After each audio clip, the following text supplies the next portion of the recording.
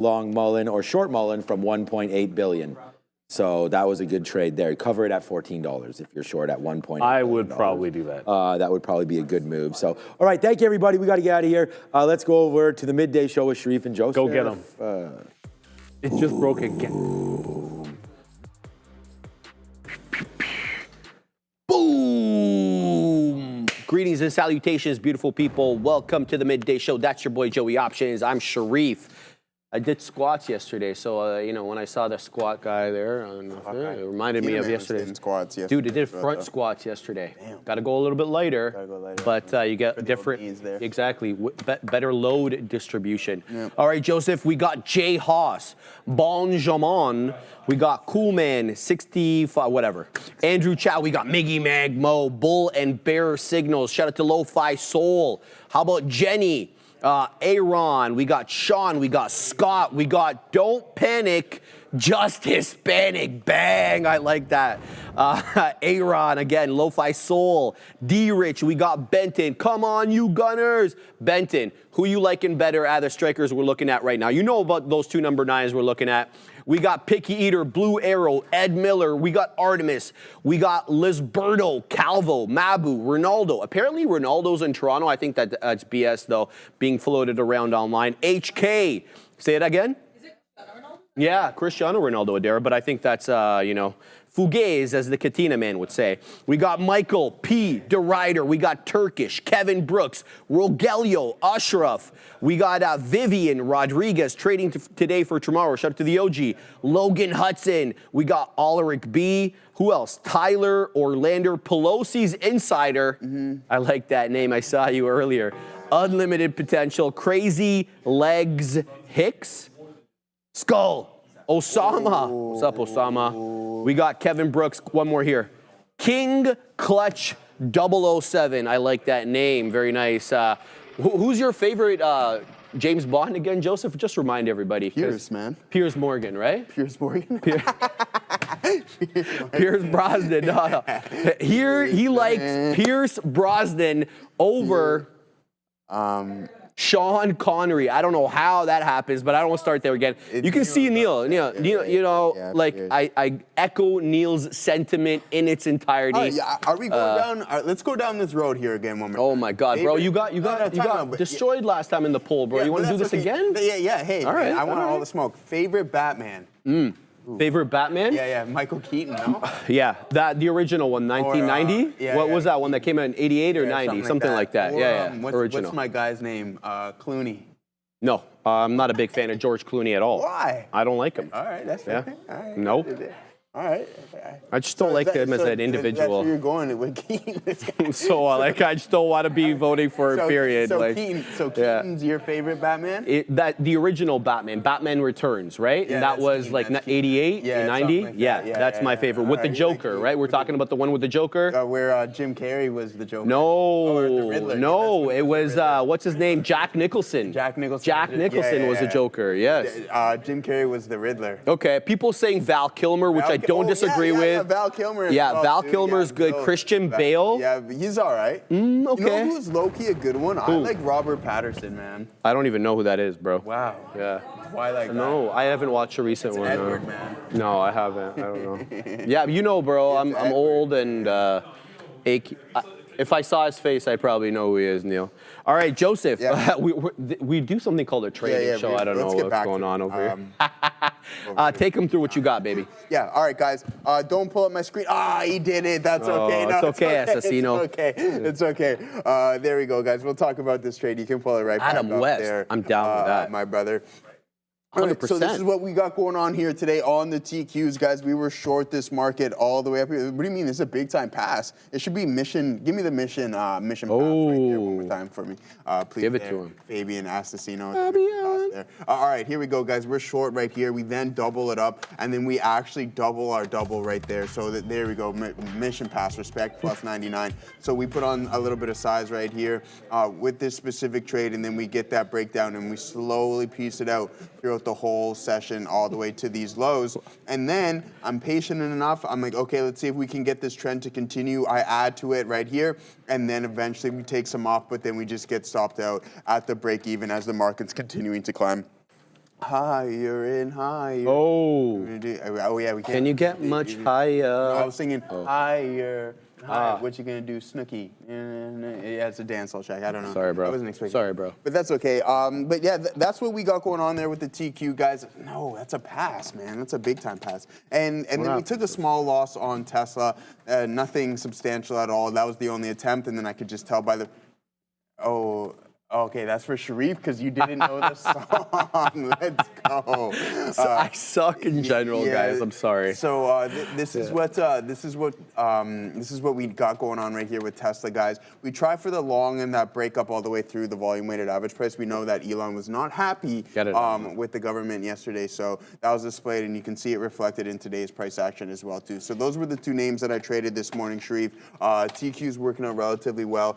Do I want to remain short this market? Not with the SPY putting in or close to a new high a day, and the Q's approaching that as well too. Meta's been a beast, and so is Apple. But Apple is now trading south of the volume-weighted average price, and Meta is now north of that, putting in a nice hammer candle right here on the 5-minute time frames here, guys. So you can see we're getting a nice bounce and a continuation here on Meta's price action. But look at this Monday. What a day. And I'm telling you, Meta's going to bring your boy to one of the top spots with our Jimmy Carter picks here, I think, as it continues to climb higher and higher. We're not too far off of them.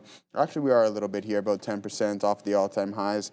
8% less than, guys. So a really good look and a big time recovery. I was talking about cash secured puts and not chasing stocks. I think this is a great time to implement that system. All right, man. Look, we're in APLD now.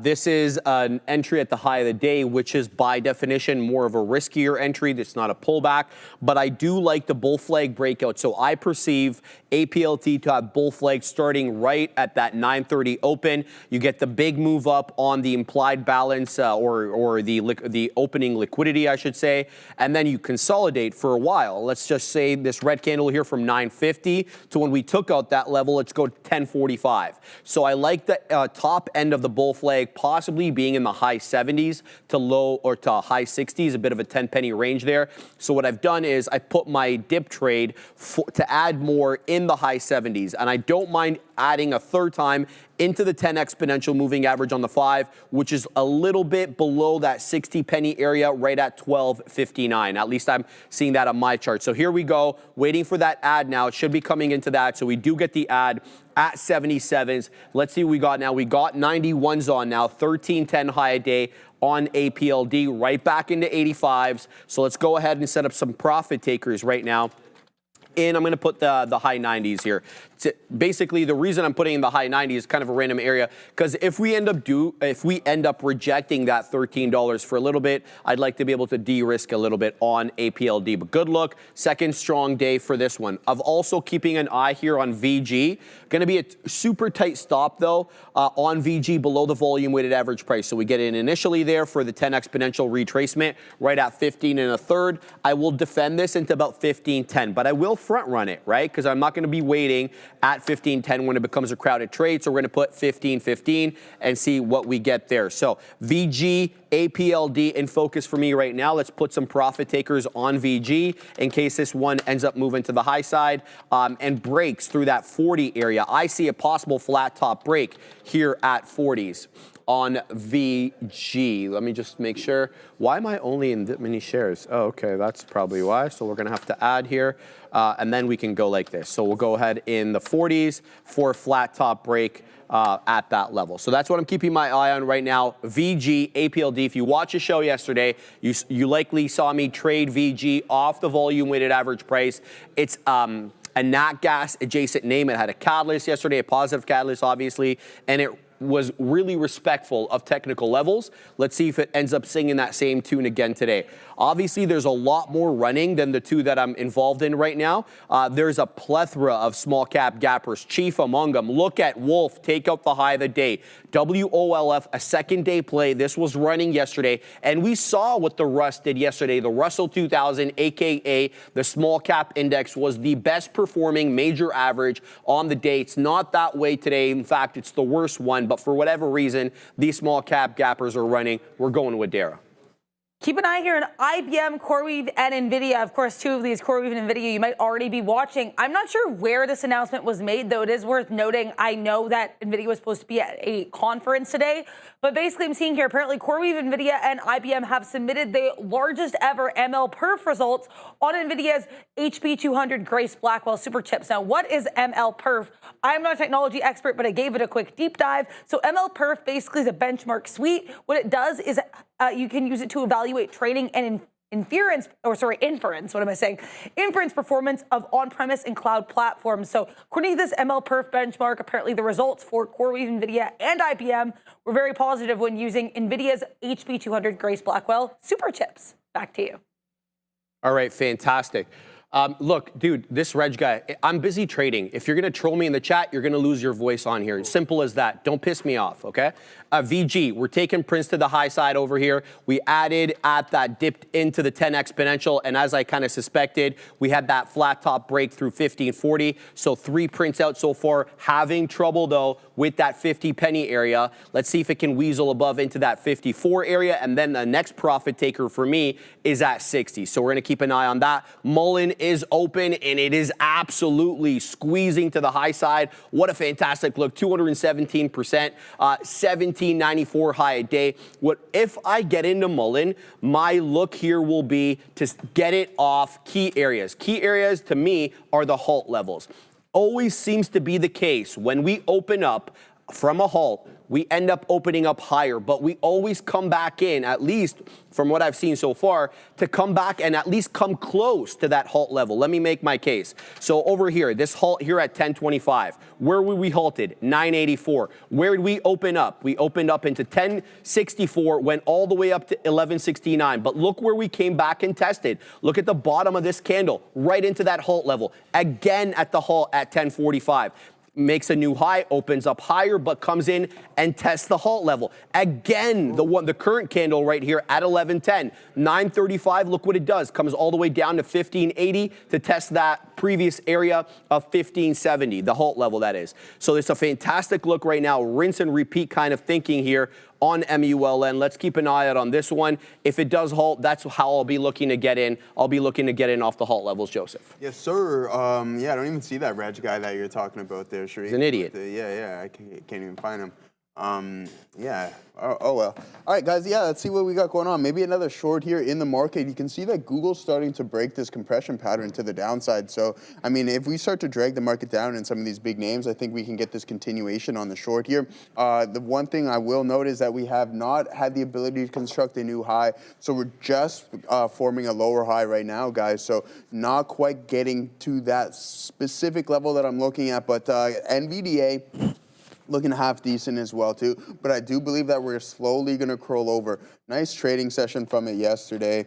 Yeah, so this was a big time run that we've seen in NVDA, heading back towards some of these earnings reports highs, but now just kind of cooling things off. This was a big time signal right there for you to get the continuation in that move to the volume weighted average price. Now just wait for a slow curl over, and then maybe we can make that leg lower. I'm not saying we're going to construct a new low of day, but I do like a potential short here in this market, and that's exactly why I'm going to get in on the TQs one more time to the short. If it's working, just got to continuously hit that same trade until otherwise, right? So really, really tight risk profile, starting relatively small. You can see that we're out at 74.20s. We're out of that trade, and if so, then we're wrong. We'll go 2 for 3 if we are incorrect on this trade. But I mean, I think we have a good chance here, especially with Apple trading below, Alphabet looking like it wants to take a leg lower and head towards some of these pre-market bases that it's formed, and then NVDA slowly curling over at the volume weighted average price. So that's the game plan. If the market looks like it wants to catch a bounce and continue and establish a new high, then I'll just get out of the trade.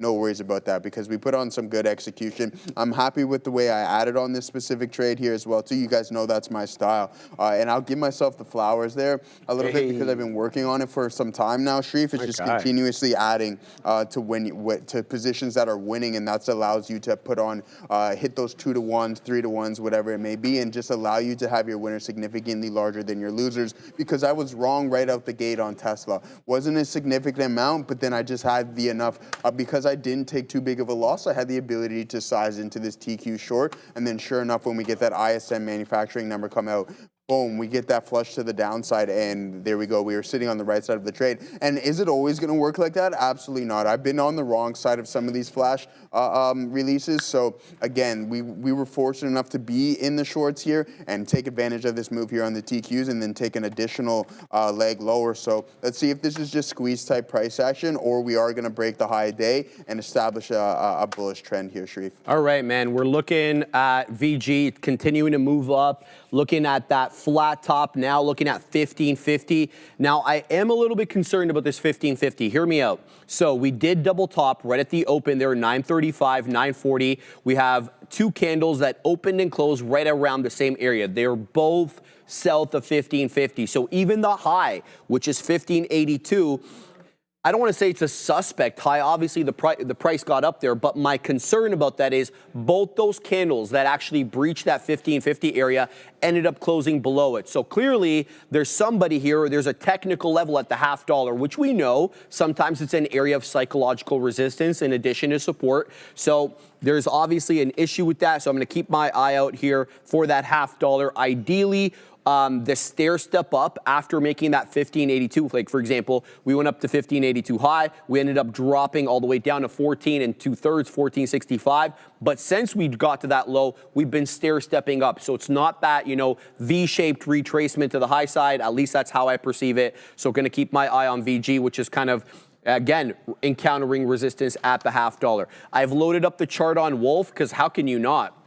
I mean, beautiful look today on WOLF. A very, yeah, it's a very cheap name. It's $1.68, $1.65, so you can size in substantially here. 18.2% second day play. So you've got that momentum riding from yesterday, but it is getting a little extended now away from the 10 exponential moving average on the 5. That does concern me. So what I'm going to do is I'm going to look for a 10 EMA retracement. And that currently on my chart, at least on the 5-minute, is at $1.60. So I'm going to front run the trade, front run the size, excuse me, the level. We're going to wait, you know, let's put it at 62. And then, you know, this one I'm going to give a tight stop to, okay? We'll give it to about 55s because that's where the volume weighted average price is. So let's see if we can get filled at that level and what the situation is. I know MCTR is absolutely flying to the high side. This one's a bit more expensive though, guys. So it's up big, 47% on the day, multiple day play. This one was running yesterday as well. I'm just loading up my chart. So guys, a couple of days ago, MCTR was $4 and $3. It has now got a high day of $54.91. Needless to say, from those area lows that we were basically the pre-market yesterday to today, we're up almost 1,000% from yesterday's basically pre-market level to the high of the day today, which is just shy of $55, $54.91. So this thing is rocketing up. Obviously a lot more expensive now that it's 50 some odd dollars. So you got to trade it carefully, make sure you're sizing in correctly, as well as taking the appropriate risk management. Let me go back to my trades right now because VG and APLD are both going against me. So my level here for VG is 15.10. That's where we're going to look to add there. At the volume weighted average price, is going to have to hold that level. So let's see if we can front run it by a little bit by 15.15. See what we get there. What's going on? Yeah, Marvell. Thank you for those in the chat who mentioned this one there, Sharif. Look at this. Look at this chart. We're going parabolic here, my friend. Yeah, 64 and change there for Marvell there, guys. Thanks for pointing that one out. Really good look. I mean, we're slowly climbing off of these bottoms here. What are we up? 40% off of those lows. So there you go. But I mean, this stock has been absolutely battered throughout the whole year, guys. So I mean, down 63% off of those highs, and then big time recovery. So yeah, I mean, to get back to that high, it's going to take a lot of work. The earnings, I'm not too sure. I don't remember exactly. But yeah, there you go. Nice day for Mullen. There is some key resistance zones that you do need to break through in order to climb to that next level. And you can see them established right here, guys. So what was one support acting as resistance on multiple occasions. So hopefully you can sustain this move. You want to see a little bit of a breakout with that volume being sustained as well, too, and starting to pick up and accelerate to the top side. So that is MRVL. And then two people in the chat asked me to take a look at Palantir for them, and then CrowdStrike. So we'll do that. I mean, this has been one of the best performing stocks, I think, in the market. in the Nasdaq that is 95% off of those lows. So this name has essentially doubled in since the beginning of the year, just before a little bit after that. So I mean, really, really good look at with Palantir. We can't go wrong with this name, in my opinion, right now. We like Alex Karp, especially as a CEO. He's an interesting character, and it also has that cult-like type price action as well. So just keep that in mind, and then we'll take a look at CrowdStrike as well. I know Sharif likes this one, cybersecurity. He likes his guy Pan W as well too. So I mean, let's see what we got going on. CrowdStrike, a really, really strong name, putting in a new all-time high, I'm pretty sure. So I personally like it. And one thing I'll note, I used to write a lot of options with CrowdStrike, Sharif. Okay. I used to collect premiums and stuff like that, just writing calls and writing puts with CrowdStrike. It offered a lot. The premium that you collected, it offered a lot. But now it's quite expensive. So, I mean, it is what it is. Cybersecurity, most definitely needed. I like this. I think I'm going to add to my TQ short for that move back into the volume-weighted average price. But that's CrowdStrike, and that's Palantir for you. What do we got going on from an intraday session? 1 second. We're going to send to Adair momentarily. I just want to see this chart. Wow. Okay, big-time move here on CrowdStrike. So, yeah, really good look. Thank you guys for pointing out Palantir, CrowdStrike, and Marvell. Let's see what Adair's got for us. But now here on oil, some commentary. I'm not really seeing where this report's from, but this headline here on X saying that apparently Saudis, or I guess Saudi Arabia here, looking for more, quote, supersized OPEC plus hikes in their push for greater market share. So Saudi wants more market share. Apparently, in order to do that, they're pushing for supersized OPEC plus OPEC plus hikes. This is UNH. I meant to type in UNG. Keep an eye on UNG and BOIL with that in mind. Back to you. Adair. Yeah, thank you very much for that. Just touch on one thing with Gorev here. He's like we always talk about, Palantir is, it only goes up. And I'm talking about so one thing that I've noticed over the past couple of years is that stocks will go through cycles, right? Like, I don't know, I'm not going to compare Palantir to NVDA, but you can see over the past couple of years, just when NVDA was going through that exponential growth cycle, look what, you almost could just throw, you could just buy that stock at any given moment, and within a couple of days, the chances are that you're in the money and you've made some. And I think Palantir, for the past little while, is going through that cycle. And I think that's one thing that I've really started to hone in on, is just having the ability to identify this.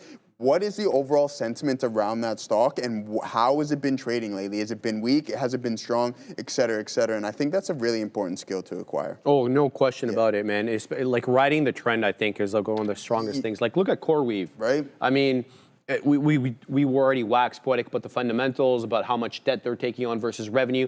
The stock price doesn't really care about that right now. It's trading outside of fundamentals. Right. It's riding the momentum. Exactly. You just take that trade as it is, right? Keep, like, if it's until you have an extended period of time where it's not doing what it was doing before, just try to continuously do what it's been doing, right? You don't want to counter it, or you don't. That's why we say the trend is your friend, but you got to break it down a little bit more to say, hey, what's everything like around it? What's the ecosystem? How is the sentiment around that specific stock? And if it's strong, then look to buy it. I don't know. You don't want to go against the strongest stocks, and I talk about that all the time. WHLR, shout out to Tisha. Thank you for calling this one out. Small cap gapper halted to the upside right now. Halted at, I'll tell you in 1 second, over here. Why is it not showing up on my scanner?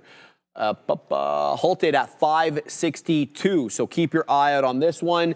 It wasn't doing that much volume. It had a couple of outsized volume bars right at 10 o'clock, but the volume just coming in at around, let's just say, a quarter after 11. It's been halted, I believe, for 5 minutes. Let's see when it halted at 1831. So we're likely going to be a 10-minute halt here because the current time, at least on my atomic clock, 24:50. So keep your eye out on that one. I mean, how I weasel into this, it'll have to set up. So I'm not going to chase this one at the moment. VG continuing in this one. Goss stopped out here of APLD. So that'll be a big loss for me to start the show here. APLD was at highs, loses 13, loses the 10 exponential. Now it's in between the 10 and the 20. So I'm watching here for VWAP.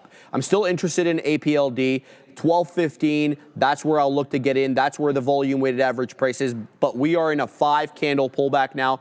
13.10 high. That's the candle that printed on the 5 at 11.05. Since that 11.05 candle, been lower lows and lower highs. Gonna wait at 12.25 to front run the size there. It's showing me 41s right now. So let's go ahead and wait right there. And I'm going to take this much size. Let's see if we can get something around that one. VG also coming in against me. They're both losing VWAP here for whatever reason. So maybe the Rust being the only red index maybe has something to do with the weakness in small cap gappers, but I'll pack my patience. We're only about 4 pennies out of the money on VG, so keep an eye out on that. Wolf continues to go higher, man. 169, it just keeps printing higher highs and higher lows. It's remaining extended away from the 10 exponential on the 5. I was waiting for it to come back into that area. It is not giving me that area right now, so I'll continue to keep an eye out on that. As VG pulls back in to my break-even point, now we're above that break-even. So VG just double bottomed right now at the volume-weighted average price. It respected VWAP quite well yesterday. Let's see if it's able to do that again today. Back here to APLD. So now the current candle, it has a higher low.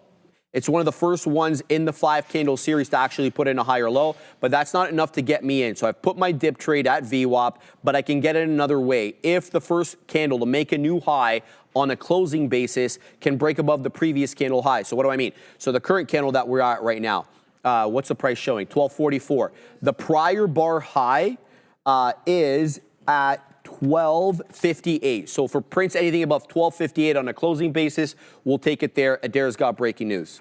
But I and chips names here, guys. There's semiconductors. Howard Lutnick has been speaking an awful lot this morning, and right now he's talking about chips. He said that, I guess the U.S., he says we, I'm guessing it means the Trump administration here, is renegotiating CHIPS Act contracts because they want 50% of AI compute must be in the United States. Here is Intel, a noted beneficiary here of the CHIPS Act. But yeah, just keep in mind here, apparently the U.S.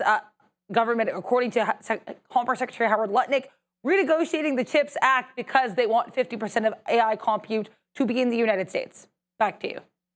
Thank you for that, Adair. Yeah, Howard Lunatic doing big things there. Eh? He's killing it over there. Up in the good old INTC. I told you about that Besant Lunatic Lutnick thing. Yeah. When Lutnick speaks, market goes down. When Besant speaks, it goes up. Yeah. Is there data behind that, Adair, or is that just? Not data, but Donald Trump has actually spoken on it too. Not about Lutnick, but he's actually said, oh, whenever Scott Bessent speaks, the market likes it. The market goes up. So Trump has noticed, or at least someone's told Trump about it. Get it, Donald. Sweet. All right, well, Donald knows about it. So now the cat's out of the bag, Joseph. Cat's out of the bag there. Donald, I heard you talking this morning. You got that truth from Mr. Trump himself. Oh, bro. Bright and early. Bright and early, man. Yeah. The dude was tweeting or truthing at like 5 or 2 in the morning. I figured this is just completely speculatory on my part, but, you know, obviously China is, I think, 12 or 13 hours behind us or ahead of us or whatever. He was talking with the... He's trying to send Xi before she goes to sleep, Joseph, he's got to see the truth, right? Get it? See the truth? What's that? Yeah. I didn't actually mean to do it that way there, but it ended up happening. Happy accident there. All right, guys, we're taking prints finally on VG to the high side, so it does defend the volume-weighted average price. We got 18s on. We just took 30, so let's go ahead and layer some more. Oh, very nice. Now, as it moves up a little bit more, we'll set up at 35s, and then we'll also set up at 40s, so we'll see exactly what we get there, and we won't get upset. Also, back into APLD, 5-minute candle to make a new high on a closing basis. It's got like 2 more seconds, and then it closes. We already took a quick print there, so let's see if we can extract some profitability back on VG, or sorry, APLD. So WHLR, the one that I was just telling you guys about, it's now halted to the downside. So popped up into 635, now halted at 572. So it's a little bit above the previous halt level. It's 10 pennies above. So this halt level here is 62. That's the up halt. The current down halt is 72. Let's see what the theoretical auction price is on our friend WHLR. I'll tell you guys in 1 second. Just allow me a second, WHLR.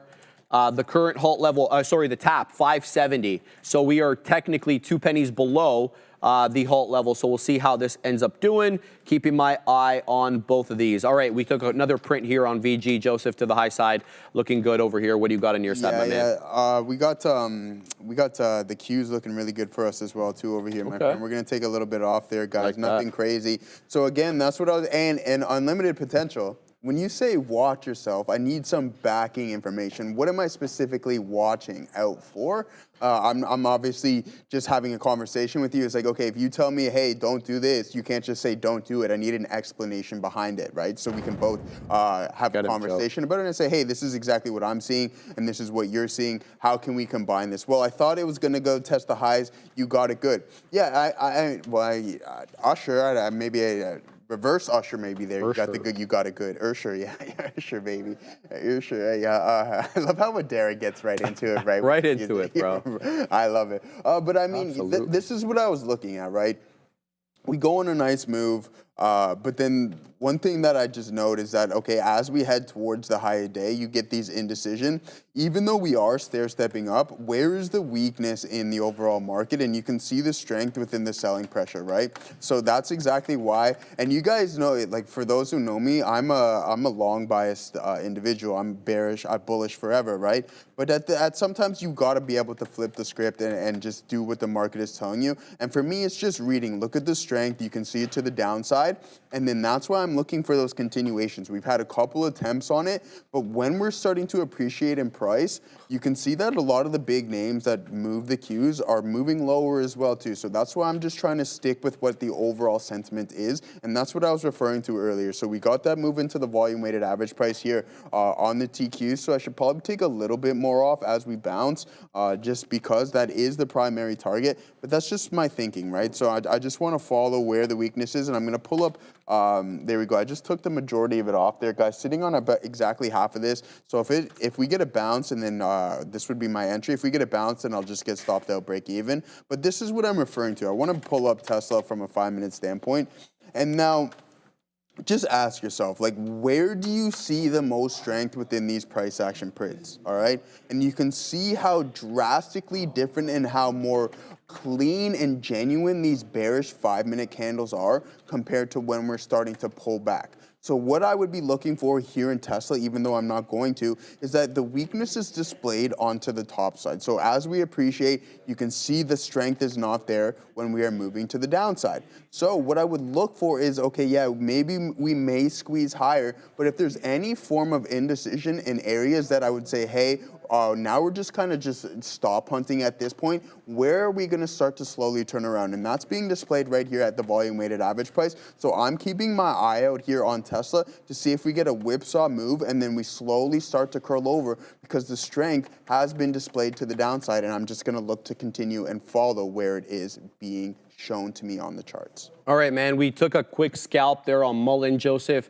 Added into the dip at 17.5. Entered at 17.5. Added at 18, and we took some out into that 18.5 area. It's having trouble with 18, I want to say, but I feel like it's going to clear it. The current candle high right now on MULN is 1560. Or sorry, 1860, excuse me. So keep your eye out on that one. It's still zigging and zagging. It's still off that high of the day, 1968 HOD, and I perceive it to be having some trouble with 18 right now. So let's pack our patience and see how this one wants to resolve. The previous halt levels are kind of no longer in play. I want to say the down halt was around a little bit higher than 16.5. The previous area up halt was at 15 2/3, and it is losing 18. It's all the way down into 17, about to lose 17 right now. So I'm happy with my out on this one. I felt there was a struggle here between buyers and sellers at 18, but it is encountering quite a bit of support here at 17, being bought up quite aggressively at that $17 level. Momentarily wicks below it, but reclaims 17 super quick. So let's keep an eye out on this one. It's quite volatile on the day. So yeah, make sure you are trading it carefully. All right, VG, we continue to take prints to the high side right now. We've got 15s on, just took out 45s. Let's go ahead and set up at the $0.50 as well. And you know I'm always going to front run that $0.50 by a shekel or two. So VG though feels, and I always talk about these, flat top breaks, ascending wedges. Key and the easiest way to identify them is to look for a very clear area of resistance to the high side that really can't be breached on a closing basis, and then look for higher lows in approach to that flat top. And here's what I mean. So you make an area low around 14 2/3, 14 3/4. That was at around 10 o'clock. And then we make that new high into 1540. We drop down again because we can't clear that 1550, 1540 area. That's where I picked it up, bottom wick there at 1515. And so we are looking to ascend, an ascending wedge, flat top break. They're euphemisms. So basically keep your eye out on this one is what I'm trying to say. APLD had a good day yesterday. Today, it's a bit of a different chart pattern than the one we saw yesterday, which was a V-shaped retracement off the volume-weighted average price. Today, it's an ascending wedge. We'll see what we get. We won't get upset. APLD took another quick print there to the high side, but this one is in like indecision mode now. The only really very clear pattern I can see here on APLD are some higher lows. So if you were to take every area low and then draw a trend line to it, you seem to be connecting the area lows. And here we go again, right back into that high 60s. We could be looking to break here into 70s. I'll take some profits there. Not a bad look. Now we got 62s on. Let's see if we can take out 75s. That's my next level. Above 75s, we're gonna be waiting at 82s. See if we can get that as well. So good look for some of these small cap gappers right now as they continue to move up. Full disclosure, I went negative on APLD, so we'll be trying to work out of a hole on this one, negatory on it currently. And then Wolf, it just keeps giving me that unflattering gesture that nobody likes to receive from the hand there, and it just took out the high of the day. So 169er is the old area high. It is now 170. You can see that dip trade remains unfilled on the screen over there, which was at the 10 exponential at the time. It's no longer the 10 exponential. Yeah, so even though we did get a double bottom off that 10 exponential on WOLF, again, I always preach this and I didn't execute it myself. If you're gonna base a trade off a moving average or VWAP, their dynamic levels are always changing, so your orders have to change with them. Mine didn't. I was busy trading MULN, which is now halted to the downside. So I had my order at 62s. It ended up double bottoming at 63s, which is where the volume, which is where the 10 EMA was, and we didn't get the print. So you win some, you lose some. Back to VG over here. Now it's showing me 48s. That's where I'm waiting. So let's see if we can take out that level. Boom! We take out VG at the $0.50. And on that note, we're going to Adara. Keep an eye here on JP Morgan and I guess IBIT and some of these crypto ETFs. Bit of an interesting headline coming through. I'm seeing circulated on X here. Apparently JP Morgan planning to offer clients financing against crypto ETFs. So keep an eye here on JPM and IBIT. I'm trying to look for more details on this story. Don't have anything right now. Once I do, I'll get back to you with more details. Back to you. Seeing a lot. Great. Thank you, Adara, for bringing that, because we've been seeing a lot more of that. We've been seeing a lot of these banks who really shunned crypto for 4 years, who are no longer shunning crypto. And just some of the ways that you're able to see that, Joseph, not just because they're offering IBIT and stuff like that. No, but now you can borrow against your crypto holdings, and they're doing all this back end stuff. We talked about that yesterday on the news when we did the news. So good look there that you can kind of see crypto as an asset. You can utilize it now. Like, here, when you have GIC, for example, yep. GICs are like these kind of like high interest savings things that we have in Canada, right? Guaranteed interest. You can go in, borrow against your GIC. If it's a 5-year GIC, it's locked anyway, right? So you can kind of do that with your cryptos. Yeah, well, there you go. Yeah. And I mean, just like you said, Jamie Dimon wasn't with crypto, but then when you have some of these underlying assets, Bitcoin true $1 trillion market cap, then how are you going to argue that at that point, right? Eventually, the banks are going to be like, I want to start to get involved in this. I want to start making money on it. And that's what we talk about institutional adoption with Bitcoin. We're honestly just getting started. I mean, the Bitcoin ETF, it only launched last year, right? Early just last saying. year. You know what I mean? And then it wasn't optionable for 6 months after that. And Donald, he's seeing this, and he's getting excited. Yeah, why, exactly. Joseph? Because Truth Social is trying to launch their own, what's it called? Yeah, their own ETF. Or their own ETF? Yeah, the Trump Bitcoin ETF, Assassino, if I can. He wants to get part of that. How much? 130 billion assets under management now for these spot ETFs just on BTC. Forget everything else, right? 130 billion. So your boy Donald out there, he's like, look, man, let me throw out my own ETF. Maybe I can get some of that liquidity. So True Social apparently being talked about here to make a deal with Crypto.com to launch a BTC ETF. Which is absolutely insane, right? So, and again, we're just getting the ball rolling here. When it started, as soon as I heard that Grayscale, BlackRock, Kathy, they all started these Bitcoin ETFs, I'm like, okay. This is, I mean, we've had exposure to this thing for 13 years now, even a little bit more than that. But then when the institutions started to adopt this en masse, then it's like, how are you going to continuously argue it?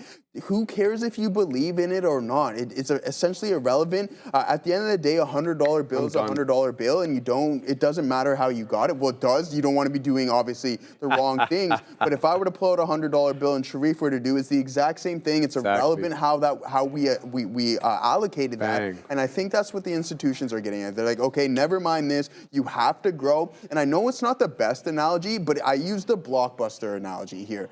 Blockbuster had the opportunity to buy Netflix, but they laughed and said, who's going to watch movies online? Yeah, always. Right? When you're a first mover, everyone always thinks you're wrong, right? Yeah, but where is Blockbuster? Always, bro. What is Netflix? I think there's an entire generation that has no idea what the hell Blockbuster is. Right? Yeah, Gen Alpha is not going to know it. Maybe the tail end of Gen Z knows because they hear us talking about it here and there. Adara, quickly, if you want to weasel in here. Hello. Your generation, you're 25 years old, despite what the Katina man said earlier. I'm not 35. No, she's not. Fake news. Adara, your gen, do they know a lot about Blockbuster, yes or no? Okay, so it depends on who in my gen. I grew up, my family is a little bit, my parents have been described as Luddites. We're not like huge on tech, I guess, and I'm always a little bit slower at tech. So we didn't go to Blockbuster as much as we went to Rogers Video Rental. Yeah, same. But they were both like a block away. I've been to both.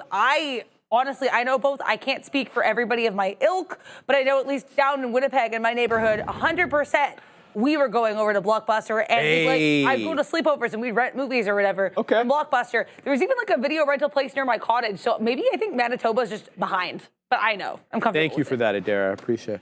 For DVD, not VHS. No. I don't know. I don't think Dara was catching that VHS thing. Were you watching VHS? Were you watching VHSs or were you a DVD guy? No, I had VHS. You had VHS. I watched them too. VHS? Oh, sorry. I grew up on VHS. My parents had like a whole thing for it. Yeah. I like it. I like it. Okay, I don't feel that old now, bro. One of my oldest Ram, were you watching VHSs? I don't think she knows what that is, bro. Her parents' wedding video. Yeah. That's a good one. Have you ever been to a Blockbuster? No, Ramin's never been to a Blockbuster. No, well, that's what I was trying to say, right? Like, and Adara and Ramin are not that far. I think they're a year off each other or something. Like the youth will never experience Friday night going with your friends to Blockbuster or whatever it may be, and then picking the video games that you guys were gonna rent for a week. You had to pay a couple extra bucks to rent it for 2 weeks, and then if you wanted to rent something, like, and you better rewind that bad boy, Joseph. You better rewind it. You better rewind that bad boy. Or they're gonna charge your account. They were pumped when you didn't rewind it. You know what I mean? But to get back onto track here, Sharif, I mean, like, again, we're used to paper, everything physical, but what happens when we really start to adopt stable coins and Bitcoin? There's just so many ways that, like, the evolution of currency can occur, and you don't want to be too far behind, and that's why Bitcoin, it's like the states are like, okay, we need to start this reserve. Who's doing it? I mentioned Pakistan's doing it as well, too. Other countries are doing it as well. Oh, yeah. So just be prepared. Don't stay stagnant. You got to go with the flow, and the world is always growing. So. Big Spile Burdette. Oh boy, I gotta read this. Wow, dude, I gotta tell you, you chose the perfect WrestleMania, Big Spile. You know why? You know what WrestleMania 6 was, man. What was the event called, Neil? I know who it was between. No, he said 6 weeks after. Oh, WrestleMania 6. I saw WrestleMania 6. I got excited. Oh wow, Sharif, the market just absolutely tanked, huh? right here. Apple taking a massive move down. I just got stopped out break even right here, guys. I might have to follow this momentum. We're gonna wait for this pullback. Is everything moving down? No, it's just Apple. It's just Apple. Took a massive move to the downside. I'm gonna chase it down here. Bang. Something's going on here. Yes, something has to be going on as Apple continuously moves lower. This is why the shorts are coming into play. Okay, I'm out. I'm gonna be a little bit more patient on that one. So a nice little scalp. You can see we're now 4 for 4 here on the TQs. A big time move on Apple. Never mind Blockbuster, never mind stablecoins and all this crypto talk. We're going to see momentarily if there's any news on what just happened to Apple, because it was one of the stronger names this morning and then decides to take a nosedive off of the highest level of diving boards there possibly is, Sharif, through the volume-weighted average price and continuously bleeding here. The volume has stepped into this market. I'm curious to what's happening. I'm looking. But we got to be patient and see what we got going on, because there has to be some form of catalyst, because that was a big-time volume spike. And I got the TQs up for you guys. Like, come on, Joe, get with it and pull up the Apple chart, why won't you? But here we go. Big time move now turning negative on the day, but you can see that engulfing volume candle, a big print to the downside. And I thought that we were going to maybe continue, but nuh-uh. It had other plans. So there's most definitely something going on here with AAPL. Happy with that little scalp that we just had on the TQs. Great and trade. That move that we had earlier as well. So we can break that down momentarily, but I'm really curious to see what we got going on. Some of the other big names are holding up relatively strong, so I think this is an isolated catalyst, if there is one, Sharif. All right, we're going to Adara. I don't have a catalyst here. I just want to let you guys know in Apple, of course, I'm still looking into it, but I like to let you guys know when I have done my due diligence and searched and still found nothing. So that's the case right now with Apple. However, we have some comments coming on steel tariffs from the Vice President of the External Affairs at the Aluminum Association by the name of Matt Meenan. He said that tariffs alone are not going to increase U.S. primary aluminum production, and they will also apparently not support the $10 billion invested by mid and downstream industries. I want to mention as well, we did have some commentary coming through earlier from the CBO, that is basically this board in Congress. Their job is to just look into these policies and report things to Congress. They did a whole report on tariffs, and it was not necessarily positive. They do not, this board thinks that, tariffs. They also commented as well on the big, beautiful bill. So some negative commentary coming through there. I'm still not seeing anything on Apple, guys, and I have been. Okay, here we have something on Apple that just came in. Apple and Alibaba's AI rollout in China apparently will be delayed by Trump's trade war, as reported by the Financial Times. Keep an eye on Alibaba here as well. BABA-AAPL, moving after Financial Times reports that the AI rollout in China between the companies will apparently be delayed by trade tensions. Back to Sharif and Joe. I absolutely love it. We got it at the same time. Thank you, Adara, for that. We know exactly what this association between Alibaba and Apple is. It is one of the prerequisites of the Chinese government that if Apple is going to release Apple Intelligence in China, they need to have a local partner. They shopped around. Speculation was that they were going to team up with Baidu. They ended up landing with Alibaba. This is what this is all about.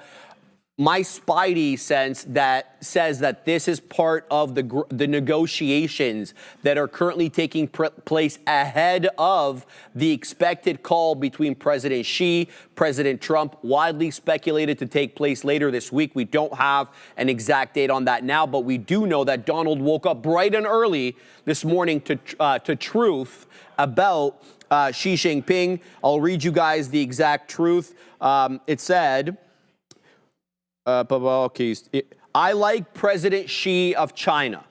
Always have and always will. But he is very tough and extremely hard to make a deal with. That says it was 4 hours ago. Obviously, I need to update that. That was not 4 hours ago. That was early, 9 hours ago. So yeah, about 2:30 a.m. In any event, we'll have to see how that all works out. Not a good look for Apple. They need to clearly get their ducks in a row when it comes to this Apple Intelligence situation. And this is just yet another stumbling block in the road being caught here. So very interesting look. Alibaba apparently took a dive when Apple took a dive, but it recovered much better than Apple. Actually, Alibaba was at the high of the day at $120 when that news came in. That was exactly the high of the day, okay? Baba hits 120, then the news hits. It dips down to 118. It's back up to 119 and 2/3. I'll submit to you. Apple has more to lose from the delay of this deal than Alibaba does, again, because it's Apple who's required to have this partnership as required by the Chinese government. We already made that point, though. So keep your eye out on that. AAPL, all sorts of weakness lately. Today, no different. Only Tesla and NVIDIA. NVIDIA's flat. Tesla is well negative, but Apple now going negative on the day as well. So keep tabs on that. All right. Back to small cap gappers in question. Got out a nice position there up into 15.5. on VG. VG is really setting up now for a flat top break, and I think I can actually show you guys this a little bit better here on the black charts. Look at this. This is a very obvious area, and what I love about this too is it's even showing itself even more because into 1550, you get umpteen amount of topping tail candles. Well, topping tail candles means there's basically an aggressive push down once it reaches that level. But what's operative here to me are not the topping tail candles into that key area of resistance, but the umpteen amount of higher lows. Shorts, you don't want none of this smoke. You're gonna get smoked. Don't short at 1550. We're coming for you, and we're coming for your money, all right? So VG, I feel 1550 flat top break imminent. Maybe not in the next 10 minutes, but maybe in the next half hour. Keep your eye out on that. Very interested in holding the majority of the position for a break here on VG above 1550. APLD continues to hold the 10 exponential. Not the best trade in the world, but we're back in the money on it, Joseph. Yeah, good luck. What did I miss there on the Apple? Apple, Alibaba. Yeah. Remember we talked about them having to do a deal in China to have a local partner for Apple Intelligence. Delayed till next year because of trade tensions. That's what the headline wrote. Oh, I'll just show it again super quick over here, Joseph, because if you're asking, a lot of other people are asking, let me just show the headline. People can screenshot. They can do what they want. There it is. Apple's plan to launch AI service, Apple in China, being delayed by China's Cyberspace Administration. The Financial Times,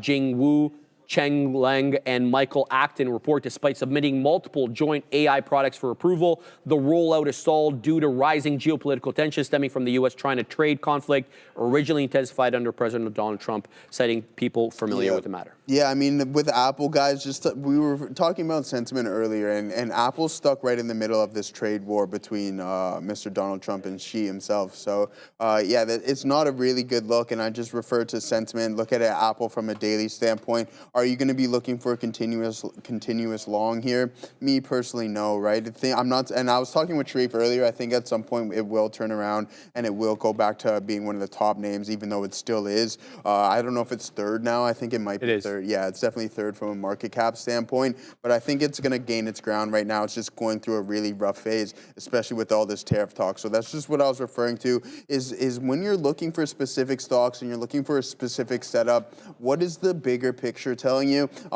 Is there any positive news catalyst? Is there negative news catalyst, etc.? So you got to go through that checklist each and every morning, and I think that's going to help a lot within your trading, because if you're just trying to long weak stocks, then you're not going to have too much success, and that's not necessarily something that we want. So, all right, guys, let's break down the TQs here and see what we had going on throughout the session. I know we've been trading it relatively well. This was a nice little, it was not a nice scalp at all. It was essentially a break-even trade because if that momentum was going to be sustained, I would have been able to identify that weakness on the tape, and it wasn't there. So you get that flush down unless you were quick enough to pull the trigger at those highs, or again, look where I get stopped out, break even, and then moments later it's just a flush city. But it is what it is. I mean, we don't have a losing trade on this name here this morning, which is a really good sign. So here we go, just shorting the tops here. There's this that was my specific entry right there, was that indecision candle. So I start really small, I then double that up, and then I double the whole position altogether there, and then we get that move all the way through the volume weighted average price. And then there was this really nice hammer candle, and then essentially we haven't looked back from that potential stopping volume and stopping print because we are still climbing, and we haven't traded anywhere relatively close to the low a day. But I'm keeping my eye on some of the big names. I know Gaurav was short Tesla, so that worked out relatively well. He said he took 25% off, so nice work there, Gaurav, as it's slowly starting to curl back. But I think it's going to be a little bit more choppy price action here. One thing that I will note is that NVDA still indecisive here, guys, just trading right exactly at VWAP.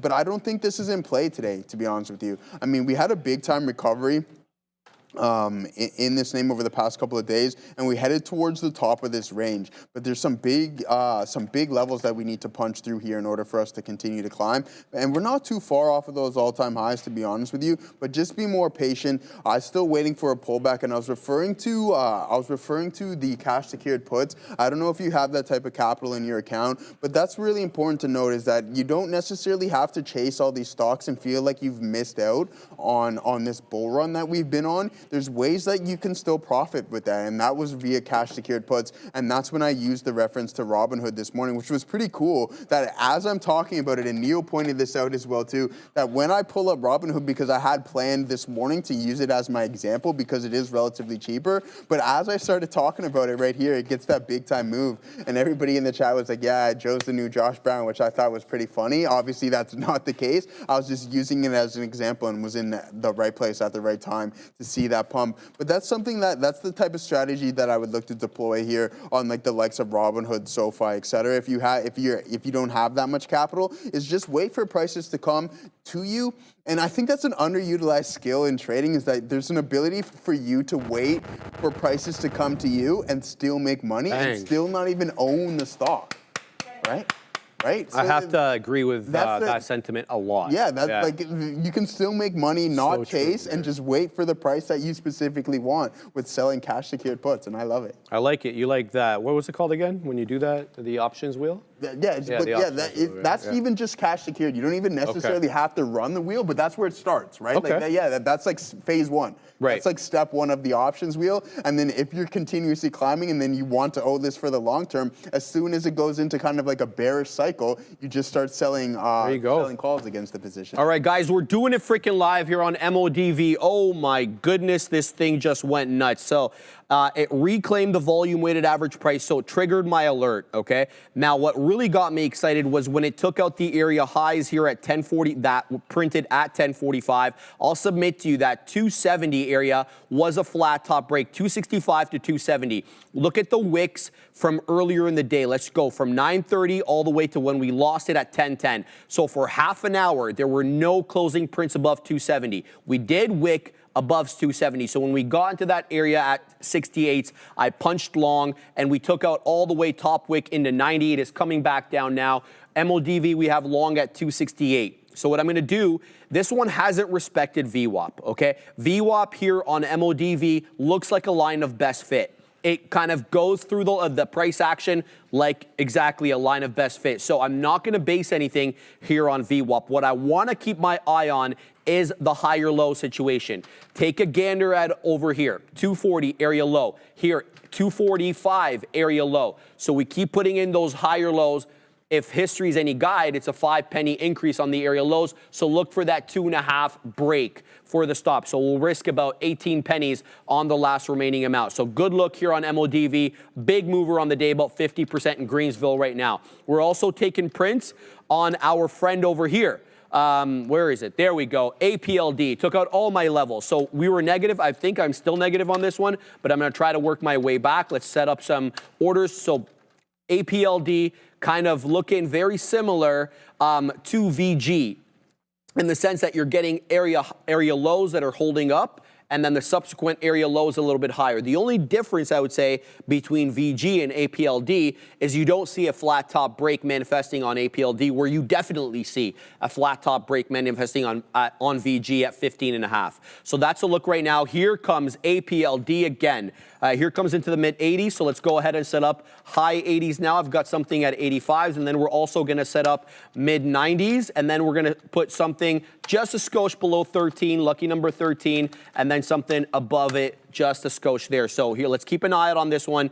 APLD looking to take 13 again. It's not that far away from it. Now, what do we got on APLD? We got 62, so we got a bit of a buffer zone. Here's the high 80s showing me 87s. Make sure to hit that like and subscribe, guys. We're doing these small cap gappers for 3 hours every day from 11 to 2. Thank you, Adara. And this is all I trade, okay? I mean, you guys don't see me in the large caps. We're going to focus exclusively on small cap gappers, and that's what we're doing right now. Good look here for the APLD one, APLD.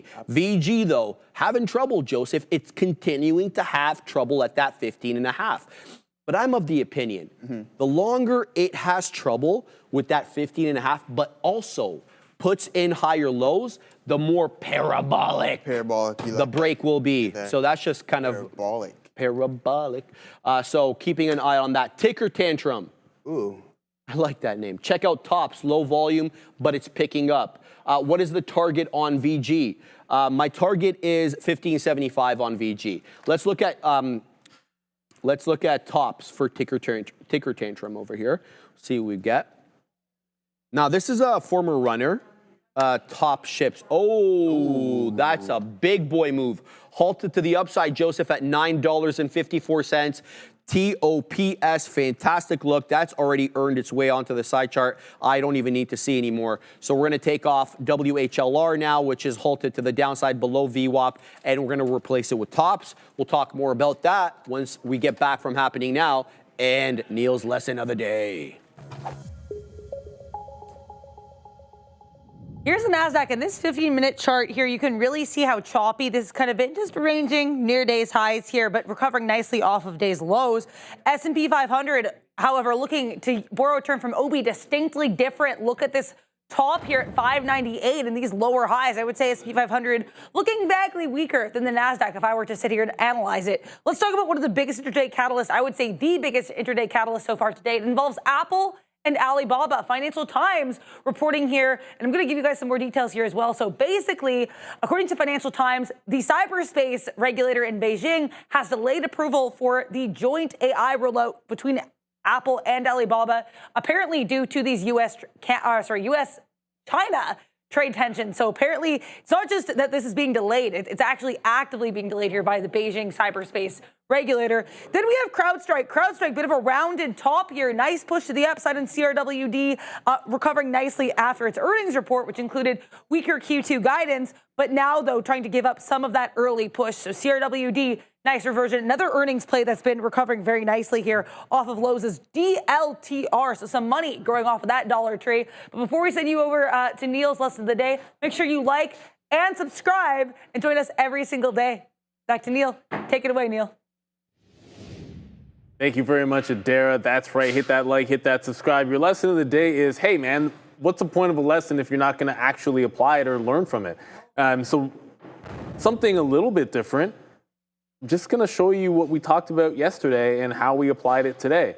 Yesterday on HIMS, on Oklo, and maybe a couple of other names, nuclear names certainly did this. We saw it on HIMS, probably at least another sector, but it doesn't really matter. There were these crazy breakouts early that got reversed. And a lot of times when we see that false break at the open continuation play, what was I talking about? Well, I'll show you Oklo as well, because I was in that one. I actually wasn't even in HIMS. But OKLO, false breakout, first available dip buy after it's already dropped over 10%. So it's a good break, don't get me wrong. Like, no one's going to complain when you make $1, $1.50 on one of those initial breaks at the open. You get in, you get out, you can be happy with that. But the reversal play, just the absolute gold. And the first available bounce on this 15-minute shows you then trend down. Ooh, good continuation if you shorted Oklo today. Similar thing happened on HIMS yesterday. Good breakout, then immediately loses VWAP. The first bounce is a short and then a trend short the rest of the way. So what do you do about it? Well, what happened today on HIMS? You can easily see it here. It did a break, a good break at the open, whether it's an even $1.56, whether you call it through this level, like 57.5, doesn't matter. Either one of those is instantly reverted back underneath the volume weighted average price. And what did I say my plan of action would be if I saw this again? Have a look at the first available pop. Your first green candle on the 15-minute goes right into the prior low, and yesterday's close at 54.70, so it holds that bottom area. That's where I shorted. That's what you can get. It goes back in, retests the low of the day, we scalp out of it. But it's about applying, it's not just sort of learning something from the market, taking it and applying it the next day. Now, I do want to show you the difference between, okay, there's HIMS, there's your first green candle, it then holds underneath the prior resistance level, that's your available short, you could have done it twice. It doesn't always work that clean, or it doesn't always give you that setup.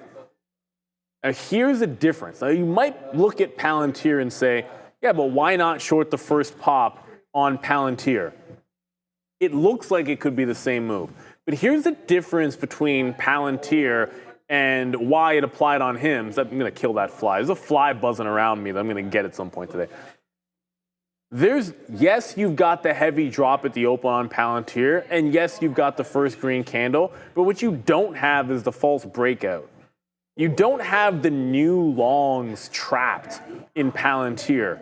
And that's what stands out to me for why you want to look for that first available short trade that you can grab. It's the fact that it gave you the false break and was bullish early in the day that set it apart. It set Oklo apart yesterday. It set HIMS apart here today. And I think you want to try to find your shots in whatever setup works for you, but particularly bullish stocks that have exuberant moves to the upside with that heavy fade false break.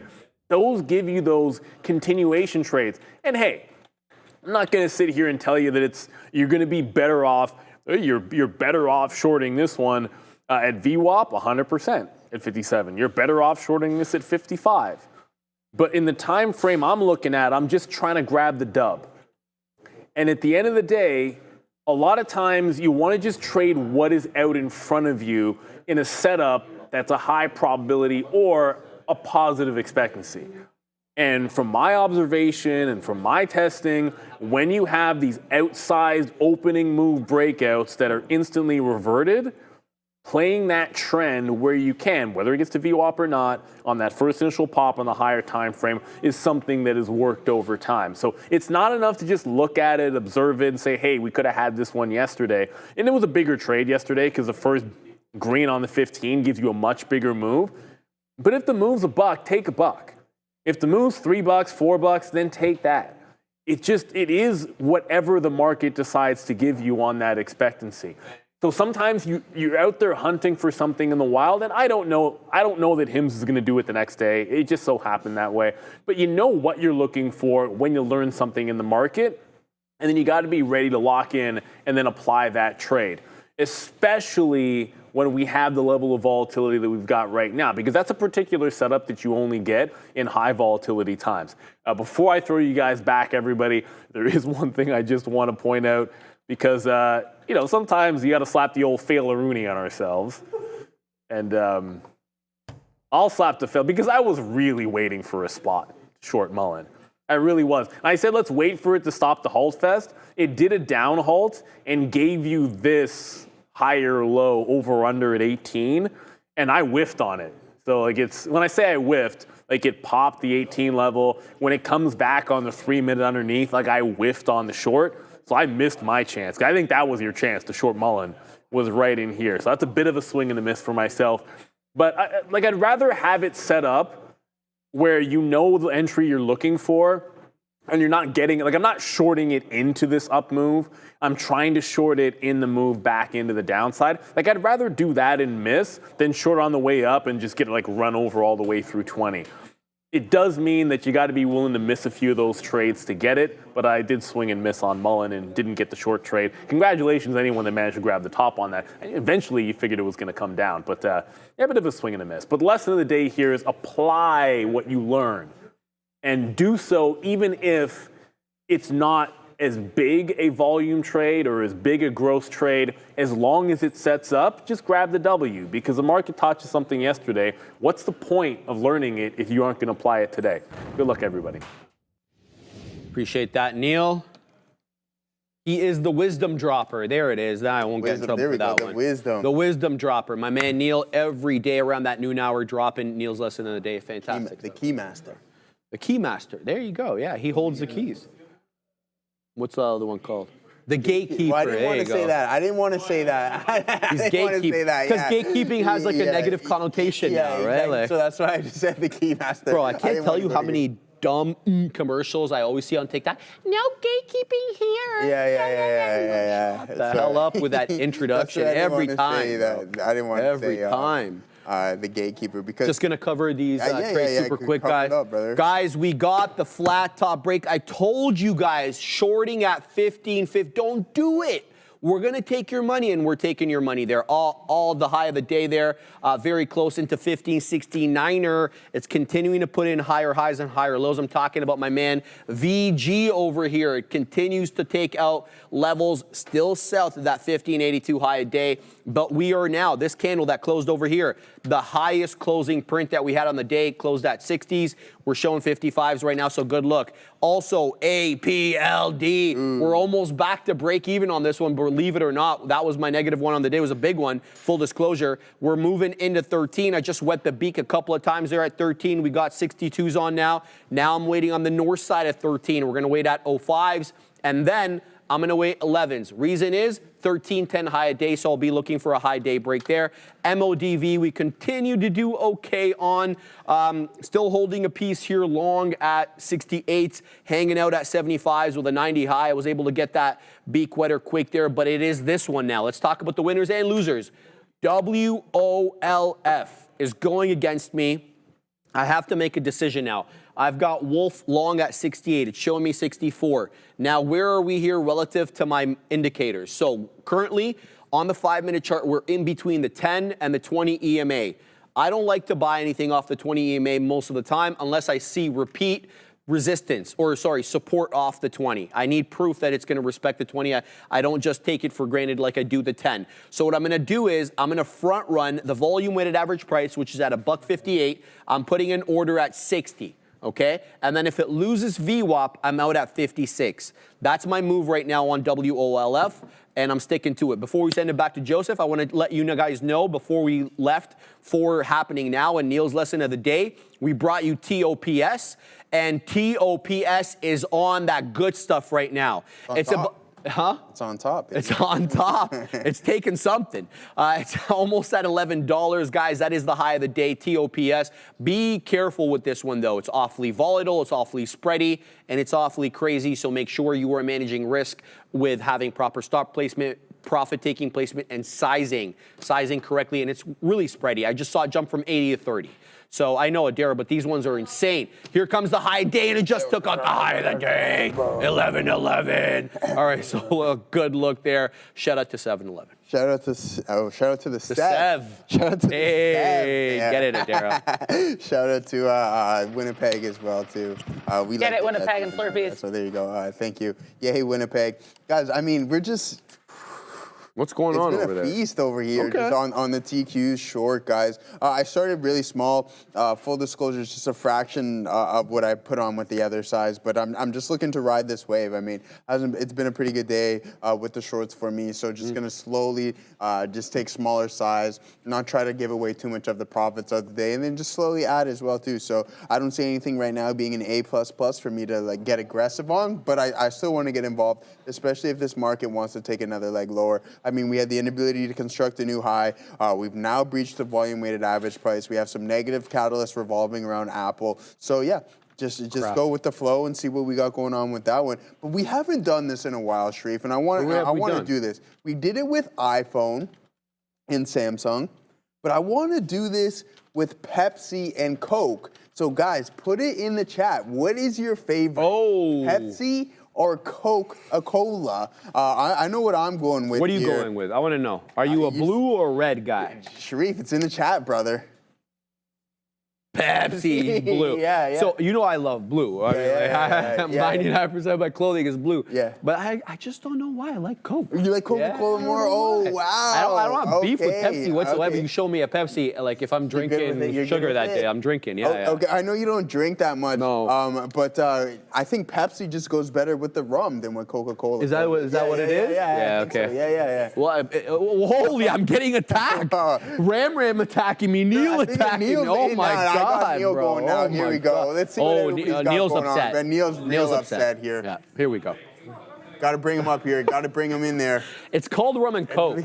Nobody has ever and legitimately said rum and Pepsi. Okay? Yeah, but it's better. It doesn't mean. And as a matter of fact, now I was born in Canada, but I'm just gonna throw it out. Excellent. I go down to the islands and I'm like, yo, can I get? Let me link up a rum and Pepsi. Yeah.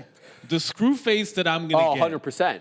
And the smack talk that I'm going to get in that moment would be 100% deserved, but the kind of stuff that's usually reserved for, like, you know, when your parents, you try to embarrass a West Indian parent and they decide that, you know, it's the other way around. I tell my daughter, by the way, there's smack talk and there's dressing someone down, and then there's a different West Indian parents, kids, doesn't matter how bratty you are, whatever attitude you have, your kids don't embarrass you. No. A West Indian parent is going to embarrass their kids. If you 100%. you in public, trust me.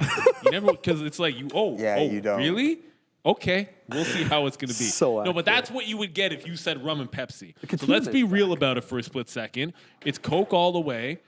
Even with the stock lately, it's been Coke all the way too. So you just got to keep it real, people. It's legit. Rum and Coke. All right, there I you happen go. to agree with everything he just said you there. agree? Yeah, same I think with Jamaica's Eric. Jamaica's sponsored by whooping. Pepsi. Catch a whooping in public too, bro. Yo, unmute. Huh? Andre, Oh, wow. Ram Ramin wants to be Ramin unmuted. is chiming in. Uh-oh. You're good to go here. Oh, Obi's coming in too. Obi's here. I'm a guy who thinks raisin chocolate is raisin cookies are better than chocolate chip cookies. Obviously, you'll think Pepsi's better than Coke. Oh!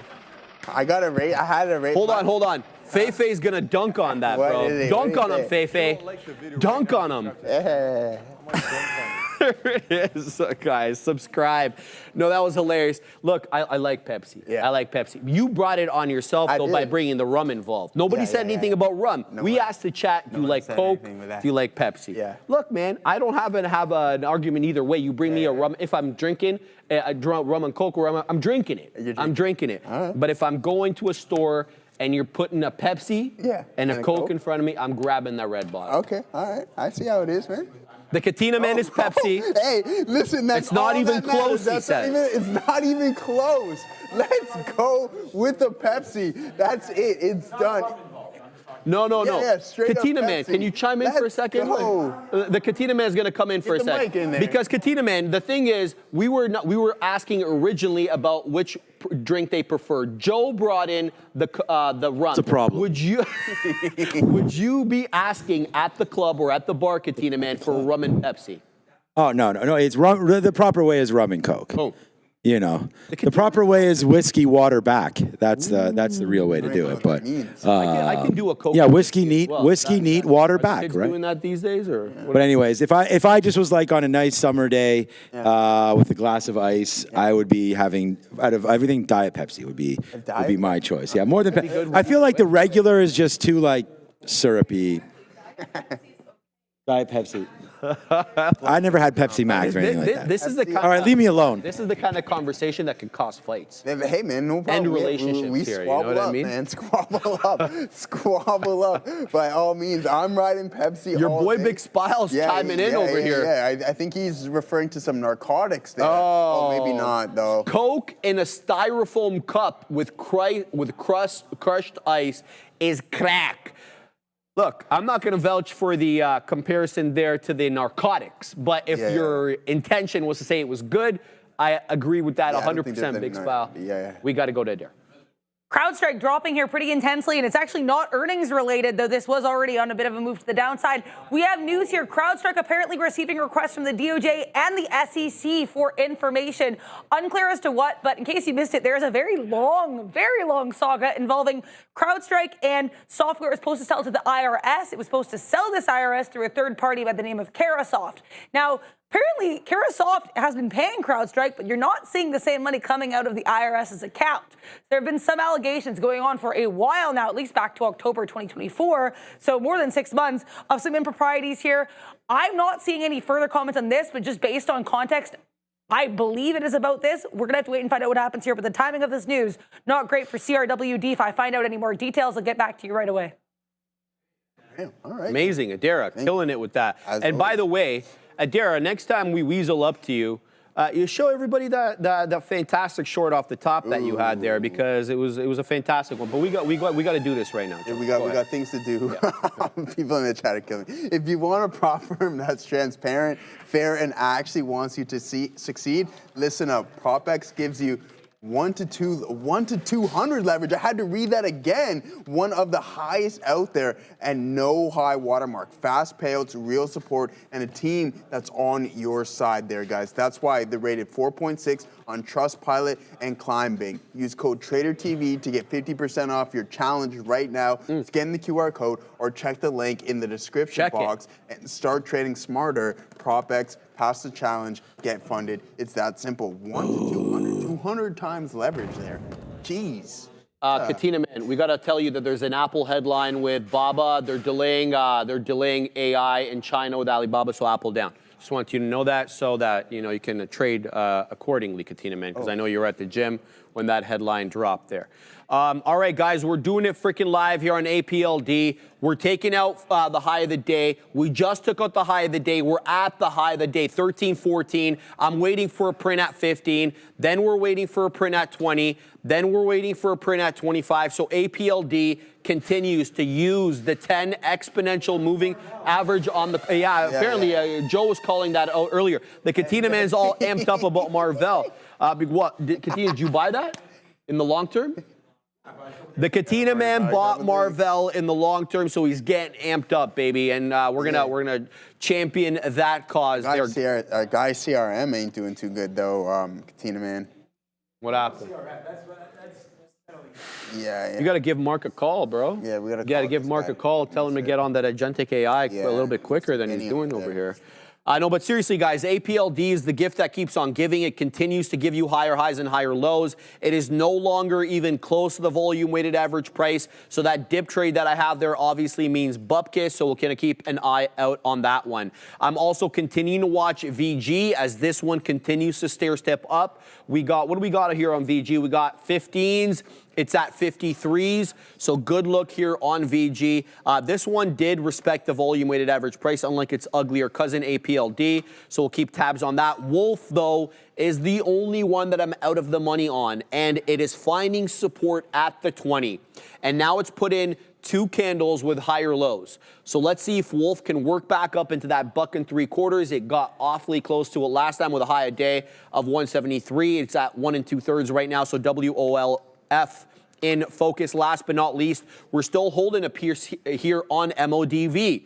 The idea here was to look for a $3 touch and drop, or touch and break, excuse me. So we get to 290, we drop. But here's the kicker, guys. We drop into the area that we were rejecting. So former area of resistance now acting as support on MODV.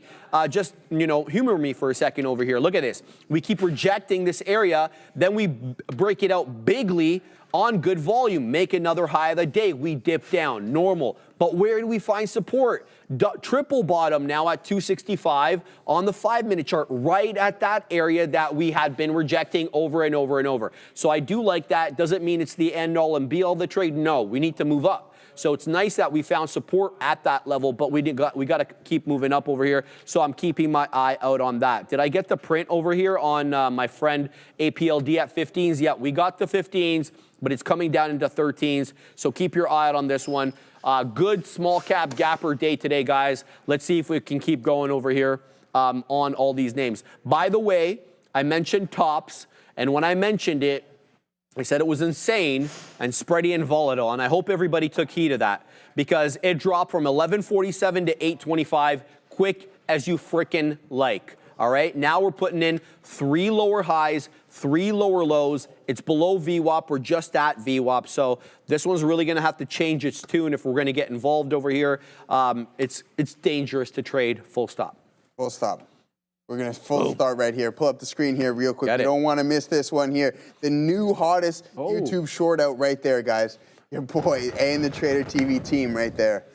Good stuff, right? Yeah, I mean, Ramin's killing it actually with these shorts. I'm a big short guy. I get into the doom scroll mode, and yeah, I'm loving it. So, yeah, really good There's stuff. There's a Katina man showing the sticky note. I'm in the kitchen. Raquel was behind us when we were filming this. That's funny. I always feel like I'm disturbing Raquel when I'm in the kitchen. You know what I mean? Like that's her space. Yeah. She. I am. Ram wanted to film in the kitchen. Go check it out. Ram. Go check it out, guys, on YouTube. Ramin absolutely killing it with all the YouTube shorts. I have a blast watching them all the time too. So there you go. You can go doom scroll through the Trader TV Live. Okay. YouTube shorts there, guys, and have yourself a good time. So, yeah, I mean, come on, Salesforce. You're doing me dirty here. I thought we were going to continue. I seen a big-time gap up, and I was prepared. So hopefully I don't get filled on some contracts here momentarily as we trade to 261.80. And I don't know if I necessarily want to at this point. I want to stick to some strong names. I need this candle to hold up. Have some shares. Those are now out of the money at the current price right now, but we got to be a little bit more patient. Ozan. Are you there? Get ready, because this is one of the most valuable parts of Trade the Pool. It's called VOD. Video on Demand Library. It's a free resource filled with real trading stories, strategy, deep dives, and practical insights to help you grow as a trader. Whether you're looking to improve your entries or manage risk better or just stay motivated, guys, this is where experience meets education. And to make sure nothing valuable, slips through the cracks or anything like that, there's a note feature. You see something worth remembering? Check. Click the note, write it down. It stays saved right there inside the video. So if you're interested in that kind of thing, head on over to tradethepool.com, tap that trading video VOD button, and start completely free. Shout out to the great folks at Trade the Pool, and shout out to Mitch, man, coming in with some hot ideas yesterday. Mitch Hoke. Swing alert. Swing alert. Yeah. Swing alert. I need that, man. That's a good one. Swing alert. That's so good. With Mr. Mitch himself. Shout out to Mitch Hoke. Yeah, shout out to Mitch Hoke. Yeah, you suck, CRM, man. All right, yeah. Pardon me? What happened? It's being horrible. Like, come on, what is this nonsense? You can't be buying any contracts on this name when it's acting like this, especially after a couple of days. It gapped up, right? You see gap up this morning, Sharif, and then just gives up all that moves. Yeah, and show that daily, Joseph. Let's take a daily gander on that daily. What do we got over here? No, zoom out a bit more. Let's see what we got here. I mean, the primary still... It's still... Yeah, the primary trend is still there. There's no question. If you go to the weekly, you're going to see higher lows. Yeah, exactly. But you can say, like, the last year and a half been quite consolidated, right? It looks like... I'm not going to compare it to Microsoft, but this is pretty ugly. I mean, you get a big move off of 126 here, and then you essentially almost triple in price right there. Right. And then eventually you just come back into these... So I see. I like the higher low situation. That's really kind of the money fills there. That's what you're liking right there, right? Yeah, well, yeah. Consistent. And then if you is that the weekly? Yeah, it's the weekly. Yeah, it's the weekly. Okay. So yeah, I mean, I'm sitting only on some shares right now. I don't have any contracts on this name. I want to enter this gap, right? And then that's what I'm going to look to. As soon as we breach this gap one more time, then that's when I'll buy some contracts, and then I'll look to just sell those contracts at the lower end of the gap fill here, and and just hold on to the shares that I have going on. So Wayner and I were talking last night about just how sometimes just going straight up contracts, it's really difficult. And because you're using a leverage derivative that have so many variables that come into place, sometimes, and I find over my past couple of swing trades, it's easier for me to start the position with just shares. And then once it really starts working out, that's when you can amp it up and start grabbing contracts. But if your shares have a better, a better average price than what those contracts you're buying at, so what it allows you to do is that now that you have a bunch of unrealized gains via the shares, you can now use those unrealized to kind of free roll and buy those contracts. Because if the contract slowly starts to decay in value and in time, you still have those shares that can kind of just balance out and hedge against that specific position. So that's exactly what I'm looking to do. I did it with the likes of Bitcoin on my previous swing and in the likes of NVDA, and I'm going to implement the same system here in Salesforce, Sharif. Pathic. Wolf, damn. Wolf no longer howling like that. Okay, getting close to VWAP. Yeah, I just added on my friend Wolf there. Thank you. Perfect timing there, Pathek. We just added onto this position. So it's make or break time here for Wolf. I already made it very clear. This loses VWAP. We're out at 156. So that's the end of the story. We got 64s on now for Wolf. So let's go ahead and layer the orders because, well, I mean, no better time than now. So let me just get this done properly. So we're going to go ahead and wait over here, and then we'll layer the orders as such. So let's see what we get here with WOLF. APLD lost 13, pulling into the 10 exponential again, breached it momentarily, back above it. The money fills, and I already built my position on APLD, but for everybody looking to get in, if you're interested for that break of 13 and a hold above 13, the money fills on APLD seem to be in between the 10 and the 20 moving average on the 5, okay? And I've said that before, and that's been an observation of mine lately. When you end up losing the 10 exponential, which isn't often, like you can see APLD's done it all of maybe 3 times here in the past hour and a half. The money fills seem to be in between those two moving averages. That's been my observation.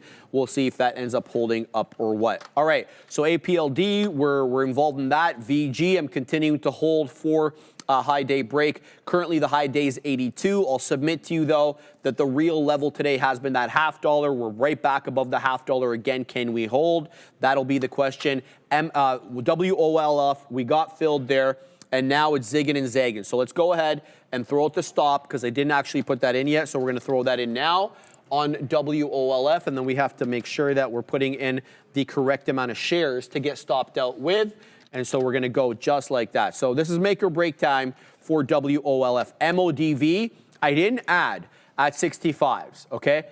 That could be a mistake on my part, but what kept me a little bit concerned on MODV was the plethora of lower highs. Look at that candle, that topping tail that I got out on with the triangle there, that one that manifested at 1155. So 1, 2, 3, 4, 5, 6, 7. So almost 7 candles with lower highs. This current candle that we're in, the 1225 candle that just closed, now we're in the 1230 candle. Let's see if this current candle now can make a high above 275. That'll be the first candle to do that with a higher low and a higher high since that topping tail candle that we put in there into 290. So that's all I've got at the moment. You know, we've got four plays that we're involved in right now. I did trade Mullen for a quick scalp earlier. It wasn't anything to write home about, but it's a positive trade to be just quite open there. Bovin telling me Hoth. Oh, by the way, I just want to mention before I look at Hoth over here. I'm just seeing where my chat window is there. All right, where the hell did it go? Oh, it's so weird. Anyway, I'll have to find it after. Jay Lee, the OG, was pointing out TLT to me. So I don't know exactly what's going on with the TLT today, but this is the 20-year bond. So this is not the yield, guys. This is the actual bond. So we know that bonds and yields are inversely correlated. When yields go up, bonds prices go down and vice versa. So just by this going up, TLT going up, that means the yield on the 20-year is down. I don't have what it is right now, but this is a very clear move up on the TLT over here. I don't know, Adara, if you have anything on the 20-year or the yield for that matter. So we'll see exactly what's going on. I'm looking on my blotter. I'm not getting anything on my blotter. It's so usually a little bullish for the market too when you see the yield. Yeah, usually. Right? You see that inverse correlation kind of towards. She's not seeing anything at the moment, Adara. So thank you for checking, Adara. Yeah, neither am I. So if you guys have anything there in the chat to kind of maybe explain what's going on here with the 20-year, just tag myself or Joseph and we'll have a look at it, obviously. So that is what I'm looking at right now.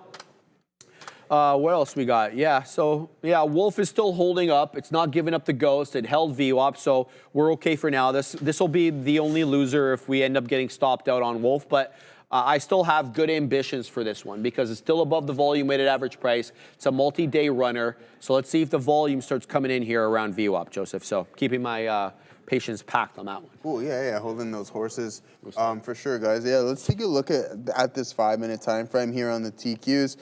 You can see that's still fully intact, right? So until you have the ability to sit on the opposite side of this trend right here, I would just be looking to continue to go with the flow. Apple headed towards the low day and some key pre-market resistance zones.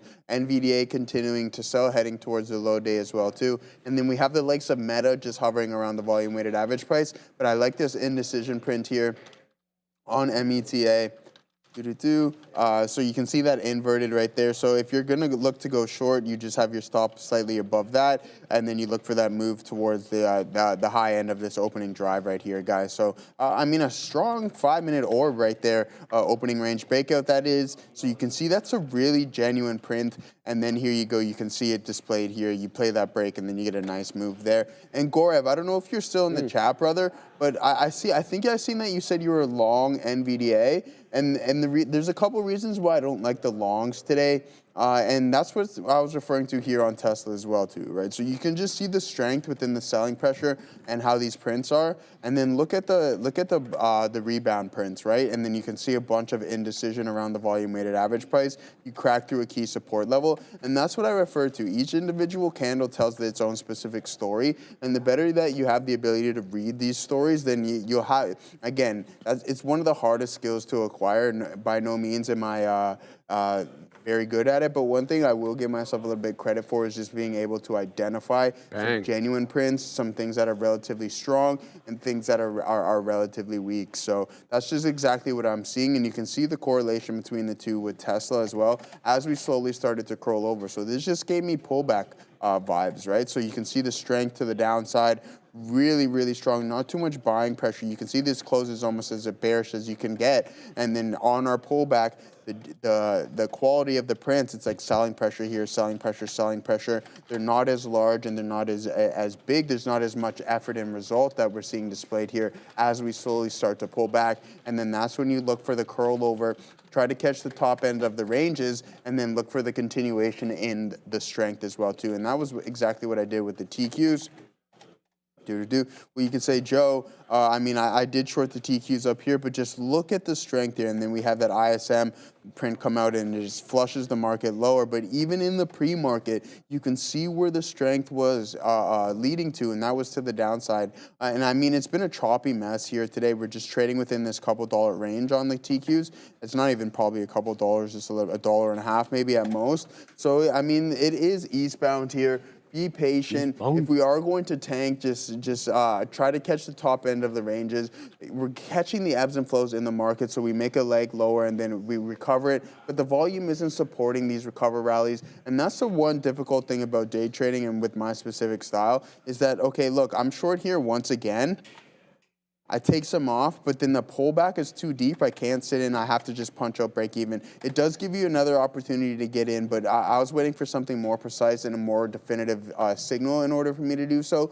But the trend line should say enough. If you can catch something as close to that trend line as possible and look for the continuation to the downside, I think you'll be sitting in a good position. Sitting pretty. So you know the Katina man got a new car, right? Yeah, you got the new car, yeah. All right. So, you know, what better time than to build one. Oh, ooh, I read my mind. Yeah, build an EV is back. So, what should we build today, Joseph? A Polestar. Can we do a Polestar? You want to do a Polestar? Yeah, okay. Yeah. Let's run a Polestar. So we got multiple models in the Polestar. Okay. So should we show them everything they got and then we can choose? We got. Yeah. Okay, let's do it. So we're gonna hold on to these positions right now, guys. I'm gonna keep my eye on them there on the side blotter. Make sure that we're all good there, that nothing's tanking on me. Let's go ahead and check out Polestar Canada. There we go. Where are we at? There it is. We're not going to make Google any money, Joseph. We're not going to click those sponsored ads. No. We're going to go ahead and we're going to accept all. All right, guys. So they got the 2. Oh, okay. They got the 3 and they got the 4. Now there is the 1. Go back to the 2 for me. Yeah, that's the one that you see on the road. Yeah, I like that's that. That's the one that's like it. everywhere. I don't like it. It's not my style. Okay. But I realize that other people like it. Yeah. And I respect that, which is why I'm invested in the company, right? Now, they've got a lot of headwinds. Now, the 3 is over $100,000. That's your style right there. I wouldn't pay $100,000. It's more $110,000 for this, bro. Okay, Canadian, obviously, right? I wouldn't be doing that. The 4, though, this one is still a concept. I like this one a bit more. Why? Because it's more, I don't know. I just don't like that weird looking back of this one. I don't mind this one a little bit. It's a little bit different. Yeah, there's a lot of overlap. I think that 3 is more of a crossover. I think that's more of a large sedan. It's 110,000, man. Yeah. Starting 110. Like stupid. Let's build a 4. Well, let's see. right, I don't even think we can, but we'll try it. Let's see what it costs, Joseph. Here's the 4. So this is my first time doing it. So what's the MSRP on this bad boy? 67.6. Reasonable, a little bit more reasonable. Okay, not too bad. Are we going long range, single motor, or are we gonna do long range dual motor, all wheel drive? That's a $5,000 option. We're going dual. We got to do all wheel drive. We live in Canada, baby. Exactly. We can't be doing real wheel drive up in this. You know we what? don't drive monster trucks. Like, No. So we're gonna go that. Now, what color are we gonna get? You know where I'm going with Where are you this, going right? with it? Black. I don't mind black, but where's that blue at? Oh, hold man? on, let me see this here. What's that bait? Is that the interior? This no? one? Oh, look, this is matte. Let's get into that one. Let's click that. Yeah. Ooh. Oh, no. What the hell? That's like gold, eh? Yeah. That's actually gold. You like that?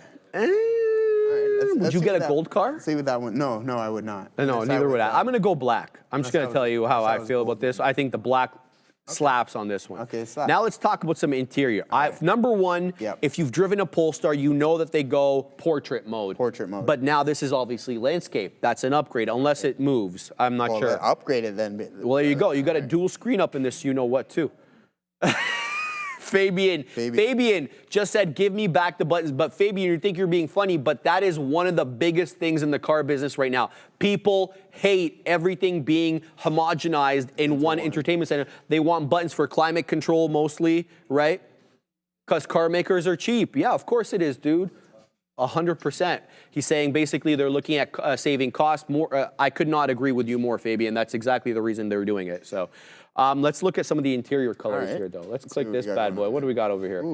Can we move around? All right, let's have a look. So why is it not showing me the new interior color with the lighter color, bruh? Yeah. What are you doing over there? This is brutal. I'm not gonna tell you. I'm not gonna lie to you. I like these seats. I like kind of the like seats my too. seats in my car, like that. They got the sports shaping. You know what I mean? That's oh, there you got Fabian. Look. There's your button, brother. You got a button here, Fabian. Play and pause. Right play, pause, probably for volume as well. Yeah. I don't know, Joseph. What are we doing here for the interior color? We going perforated leather? We're going black?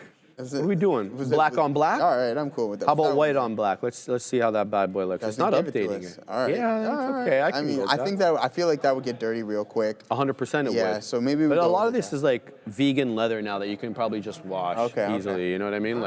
All right, so there, we're gonna go that. Pilot pack. Pilot pack. So this has included pilot assist and lane assist. What is included there, Joseph? So this is free. So the Pilot Pack adds more driver assistance features to the Polestar 4. You get the, basically adaptive cruise control. It monitors a distance vehicle in front of you. That's basic stuff. Lane changing assist. When Pilot Assist is active, Polestar 4 can also change lanes automatically. Wow. This is like autopilot, right, in the Tesla. But there's more advanced than that. Okay. There is the Performance Pack as well. We want that one there. We want you want to ride on 22s. I mean, I don't blame you, right? $5,800, baby. That's what you're gonna have to pay for that. No problem. And the Plus Pack, that includes a Harman Kardon sound system, heads-up display, 3-zone climate, so the rear schmucks get their own climate as well. We're going glass sunroof. Oh yeah, absolutely. We have to get glass sunroof because I mean it's a $2,000 option, but we're rolling on 22, so it's good there, right? We got to get the color match moldings as well too. There, How much is that going to cost? $1,300. $1,300. Yeah. Are we doing that? We're doing it live. We're doing it live. All right. What does this mean? Only available with Plus Pack. We already got the Plus Pack, punk. So add that. So add that on there. So what are we taking this home for? 95.2. Smackers. I'm telling you, bro. We only need to the $250 deposit today. We're golden. All right. Nice. Right? I mean, like, what is happening here? Now, these cars are prohibitively expensive, man. That's why they're not selling en masse. And that's why what's BYD would sell a similar model for that for 50? For 50,000, 40,000. Let's check out the BYD Seal, the BYD, what's it called? There's the Seal and there's some Sea Lion or something like that. I don't know why they have such an aquatic theme. So obsessed with aquatics over there, bro. Hey. All right, we're going to Dara. So I want to let you guys know, Trump apparently commenting here that he just spoke with Vladimir Putin of Russia. Apparently they discussed Ukraine's attack on Russia and Iran. And apparently also Putin will be participating in discussions with Iran. So I know just geopolitical, just letting you guys know that they did speak. Of course, any talk with Trump and any leaders on watch, we're worried about tariffs. We're also worried about geopolitical impacts. So be aware here, they did apparently have this discussion, according to Donald Trump. Back to you. Fabian wants us to build a smart car. I'm like, okay, so the guy that owns this place has a smart car. It's electric. It's parked downstairs all the time, right? And he only drives it when he's around, right? When he's not around right now. So, yeah, I don't know how I feel about those. The smart car? Yeah. Well, I mean, in Europe, there you see them a lot. Yeah, well, right. You see them a lot in Europe, but I don't know. I wouldn't want to be on the good old 401 with the smart car. Get it, Jay Lee. I'll stick with my gas Civic SI, brother. The Civics, the SIs are like I grew up on loving those, man. The Civic SI is the faster one, obviously. What? No, Ed Miller says he's sticking with his skateboard. Yo, man, look at some of these prices. Oh, you know the concierge guy there? Saeed. Yeah. He's trying to sell me an e-bike. Oh, yeah, well, he drives that to work every day. Yeah, he loves that thing, man. He loves it, yeah. He's always on that thing. Yeah, he loves it. Shout out to Saeed, man. Great guy. Yeah, he's the concierge. I don't know if they call them concierge in the States. I have no idea. Yeah, he's like the door person for our building. Great guy. Arsenal fan, so you can tell right away I love him. Yeah. But that's the situation. Guys, let's have a look at MODV. This one is creeping back up for a possible 280 flat top break. I'll submit to you guys, we've been putting in higher lows on this one, so this one's looking real good here. The one that isn't looking good, though, is the one that we made the best trade on today, VVPR. It has now lost trend, okay? It was putting in very clear higher high, higher low situation, and now it is coming into VWAP. The question for me on VVPR is going to be, VG, excuse me, is whether I add at that 15, 15, 15, 20. It bounced off VWAP and respected it like a dang glove. Last time around, I want to say 1120, 1125. Double bottom off VWAP. So let's see. I'm going to throw an order for a small amount of shares here at the 25 penny area. So let's go ahead and throw 25 shares at 15.25 and see what we get there. So VG coming in a little bit. Let's have a look at our friend Wolf. Wolf here, we're out of the money on by 1 penny. We're 64s, it's showing me 63s.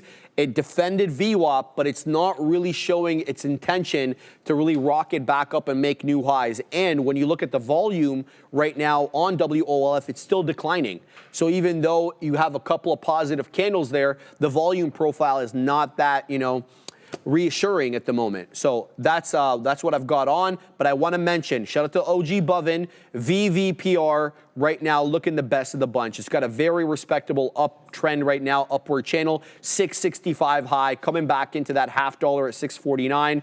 So let's see if we can kind of weasel our way back up. It looks like the money fills, again, like I've been saying a lot with these small cap gappers, in between the 10 and the 20. You kind of see the wick in between the green line and the yellow line there. Seems to be where the money fills are on a lot of these small cap gappers, so we'll keep an eye on that, Joseph. Good stuff there. All right, traders, are you ready to fully optimize the computer use for trading every day? Well, Easy Trading Computers and Trader TV have teamed up to bring you an exclusive sale on the world's most powerful AI-ready computers for trading. This limited time desktop and laptop sale include exclusive performance upgrades, bonus gear, and 0% financing. And it's only for Trader TV viewers. Scan the QR code, enter your email, and unlock access before it's gone. This exclusive sale is ending June 12th at 5 p.m. Eastern. So scan that QR code or click the link in the description box. All right, guys, you don't got too much time left. Approximately a week and a little bit more than that. But I mean, by all means, guys, go and check that out. We talk about it. I always talk about the 3 pillars of trading. That's going to be your playbook, your psychology, and then your technology. All right, guys. So that's some big time stuff there. I think those are really important factors to hone in on, especially with trading. But yeah, speaking of that, let's see what we got going on, guys. We've been riding. Speaking of trading, brother, let's get right back into that. So, I mean, we've been riding the Qs all day. I do believe that we might take an additional leg lower. I just got to wait for a precise entry, unless we want to curl over and then start ripping to the top side. I want to see if this pattern is going to fail, and then we can move continuously to the other end of the range. But I mentioned this trend here that we got going to the downside as well. We're now sitting on top of that, so there could be a small recovery here in the market. I mean, the Meta is holding the volume weighted average price relatively well and trading off of that, so a big time bounce off of VWAP there for Meta.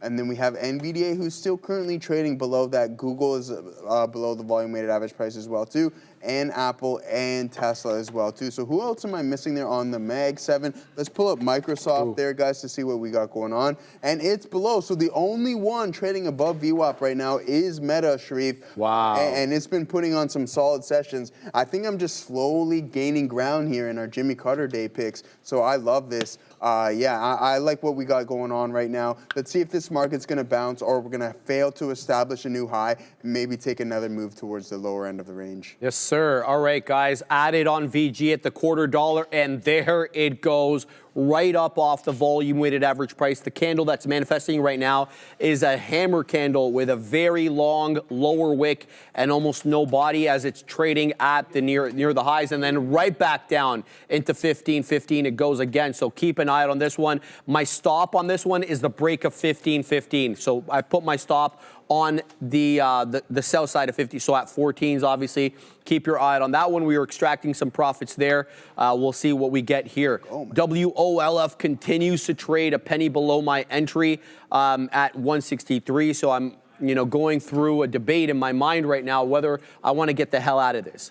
I also want to mention ONDS, one that we mentioned very briefly in the beginning. It did basically nothing. It defended VWAP quite well at that $1.64, and now I perceive it to be doing a rounding shape. It's not a rounded bottom, obviously, because it's above VWAP and much closer to highs than it is lows, but you know what I mean. When we kind of have this rounding effect off a key area of technical support, the rounding effect essentially is showing you higher highs and higher lows. Tisha, STSS.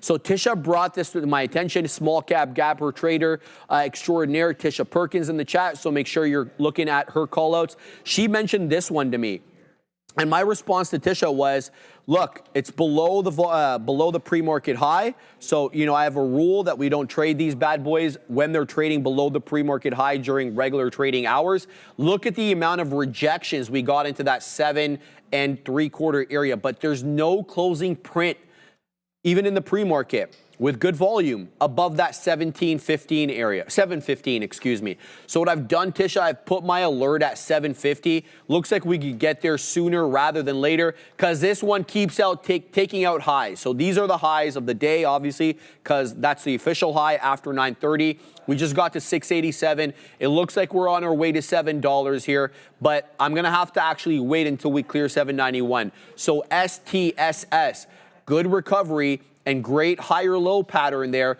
Clearly found resistance at the volume weighted average price from the south side, as shorts often look to short these small cap gappers into VWAP from the south to north, in the same way that I take them long when they come from north to south and find support at VWAP. It's just the opposite trade. So we're going to keep an eye here on STSS. I'm not going to jump into it until and if it gets above that level. Let's go back over here. No way, I got stop hunted on VG. That sucks. I'm getting back in. Do it. Yeah, I am. Yeah, no, I got stop hunted there. That was clear. It was right back above the volume weighted average price. So we're gonna keep an eye out on this one. Okay, 1 second. All right, guys. So yeah, just allow me a second. Are we doing it now, Andre? We're gonna lie. Okay, guys.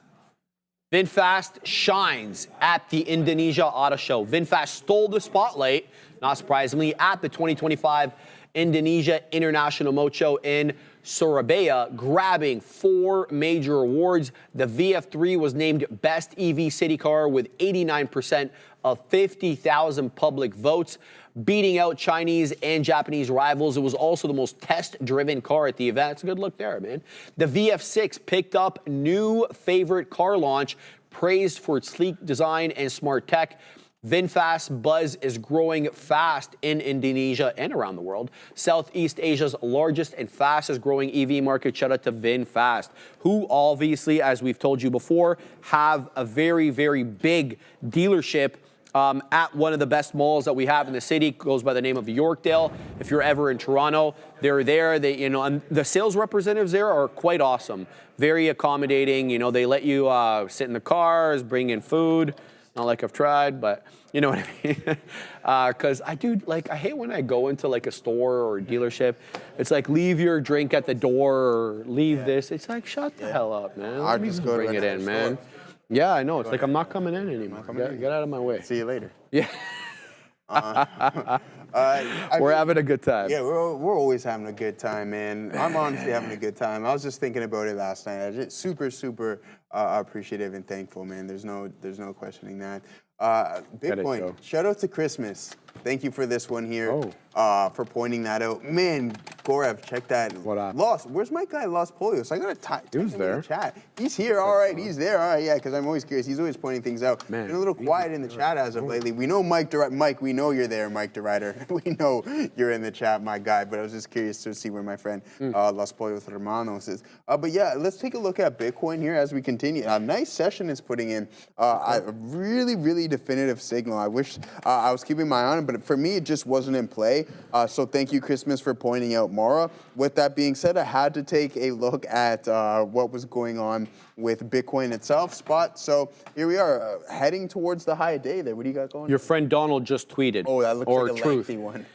I just finished speaking by telephone with President Vladimir Putin of Russia. We didn't know what president he was, and we never heard of him. The call lasted approximately 1 hour and 15 minutes. We discussed the attack on Russia's docked airplanes by Ukraine and also various other attacks that have been taking place by both sides. It was a good conversation, but not a conversation that will lead to immediate peace. President Putin did say, and very strongly, that he will have to respond to the recent attack on the airfields. We also discussed Iran and the fact that time is running out on Iran's decision pertaining to nuclear weapons, which must be made quickly. I stated to President Putin that Iran cannot have a nuclear weapon, and on this, I believe that we were in agreement. Cannot, Katina Man. President Putin suggested that he will participate in discussions with Iran and that he could perhaps be helpful in getting this brought to a rapid conclusion. It is my opinion that Iran has been slow-walking their decision on this very important matter, and we will need a definitive answer in a very short period of time. Obviously, anything to do with Iran likely has some effect on oil prices, Joseph. Big Bear AI, is that BBAI? Yeah. So shout what out the to hell is yeah. that? That's a big boy break so, out there, let me pull it up here. Yeah, big time break there. I want to get involved in some Bitcoin. Excuse me, I'm quite hungry this morning. Yeah, okay, so there you go, healing pain naturally. Raz to go, one more time. That's the please, that's it. But big time breakout. You can see big, that volume. Oh, I need my back right. Get it, Joe. Yeah, you can see that volume really start to pick up, and now this thing has gone parabolic. Goodness. Like, I mean, at 5-minute candles here, just straight to the top side. We can zoom in and see what we got going on for a 1-minute standpoint. And I mean, there's not much going on from a pullback perspective here, guys. Big time breakout there on BBAI. Good call out there. And let me just tell you, healing pain naturally, we can't have our eyes on everything. We got two sets here. I mean, we have other tickers on our screens, on our secondary screens, but we can't see everything. And then that's why it's your job. And it's not your job, obviously, I'm being sarcastic. But when you point things out, you can't be like, well, why aren't you guys watching it? Well, we can't see everything at once. But thank you very much for pointing that one out there on Big Bear AI. Katina Man would like this. I think we're just around its average price there, I think. Maybe, I don't know. I don't want to say where he's in at, but I think it's somewhere in this realm. But he'll like this big move on Big Bear AI. And I'm chuckling because Katina Man cracks me up because he's in so many names. And I mentioned he's in the entire market. Yeah, but him and Neil are in a lot of names. That's just because they've been in the game a long time. They've been in a long time, right? And I just find it comical because what was that? Neil's coming in, bro. He's coming in. I love it. I find it funny. I just find it Real fun. talk. The thing is, if you've been like investing and trading for a long time, what ends up happening is like I would say over 30% of the names, probably close to 50% of the names that I'm in, it's like crap that I haven't touched in forever. Yeah. Like I said, like I've owned shares of like GE, and then I got a bunch of shares in the spin-off and all that kind of stuff. Wow. I don't do anything with those. I'm Just hold thinking it, about yeah. selling some, but you That's sit there retirement and stuff hold right them. there, So baby. I had Oracle for like the longest time, and I was like, yeah, maybe I should sell some Oracle. But like it's what to me, it's like what are you actively like trying to buy now? No, exactly. Right? Like Yeah, this yeah, year. yeah. So I bought Meta this year. I Hey. just picked up some Webull today on a stink bid. I bought the Qs. I bought the Nvidia when I was in spring training. Tesla 220. It's like, what are you doing now is more what it's about. But I will say this. It would be a heck of a lot more efficient to clean things up every now and then. Yeah. Which I know sometimes I'll do that. It's like, do I still want to be in this stock? Oh, let's just take it off. I ended up doing that with Oracle eventually. I held Boeing for the longest time. Eventually, I'm just, do I still want to be in this? That's going to be a banger, Neil. That's going to be a banger, Neil. Well, Disney I got out of. Yeah. Disney's one of those stocks I was like, I'm holding on this for a long time. Do I actually like this? Not really. And everyone talks about streaming. So I dumped Disney a while back and put all that money into Netflix, and that's been fantastic, the move when it happened. So every now and then it does make sense to clean things up. It's not an excuse because you're in it. Being in the game a long time isn't an excuse to hold 30 or 40 symbols in your long-term account. It's not an excuse. I'll admit to it, but it doesn't mean that it's the optimal way to do things. That's fair. Just because it's in the money doesn't mean it's the best place you could have had your money. Think of it that way. Ooh, I like that one, man. Yeah. No, that was. I'm a big time like dry humor type of person, and I think Katina just falls right into that realm. So that's why he cracks me up. I'm not laughing at him. I'm laughing with him because I said, like, give me a list of the names that you aren't in because it's shorter than probably the list of names that you are in. That's just I just won't buy those names. I'll just buy everything else. Like if you wanted to do that, another gateway obviously would be taking an ETF, right? Like like the Danny Ives ETF today. Right? Yeah. By the way, Is let's there a talk a Danny little. Ives? Yes, IVES. No Yes, way. there's a brand new one. He just launched it today. And in case you're wondering Dude, what's involved, there. Neil wanted to know, and I got it for him. So let's talk about this. What's its top holding? Open image What are and the new tab. holdings? Here it is. We're going to show it to you right now. So, why is it so pixelated? Okay, so it's super pixelated here. Big Bear is. I don't know why. It's Big so Bear is pixelated. absolutely squeezing here. I'll get it Sharif. for you guys in a second. But This is insane. Can you pull up my chart here while Sharif works that out? Yeah. Look at this move on Big Bear AI. Healing pain naturally. Thank you for that. This is a big time move. Am I going to be chasing it up here? Absolutely not. But maybe there might be a chance for any form of pullback on the lower time frames, and then you can continue in this momentum. I don't know if there's any form of catalyst, but this is a big time breakout here in this name. I can see if did you pull it up there, Sharif, or no? I'm doing it right now. What is it called again? IVES. I told chat, IVES is a new ETF. Find the components. Chat, get this right, or we're going to cancel your subscription. Okay? Here we go. What is this crap, bro? December 31st, 2023. Today is June 4th, 2025. You idiot.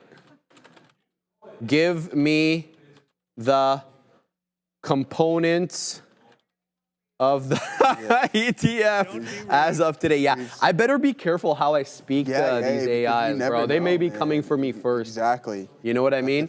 So you got. There we go. When I see people like, Why is it giving me AVIC? It's so stupid. AIVC. all right, let me check. Oh my God, drains my energy.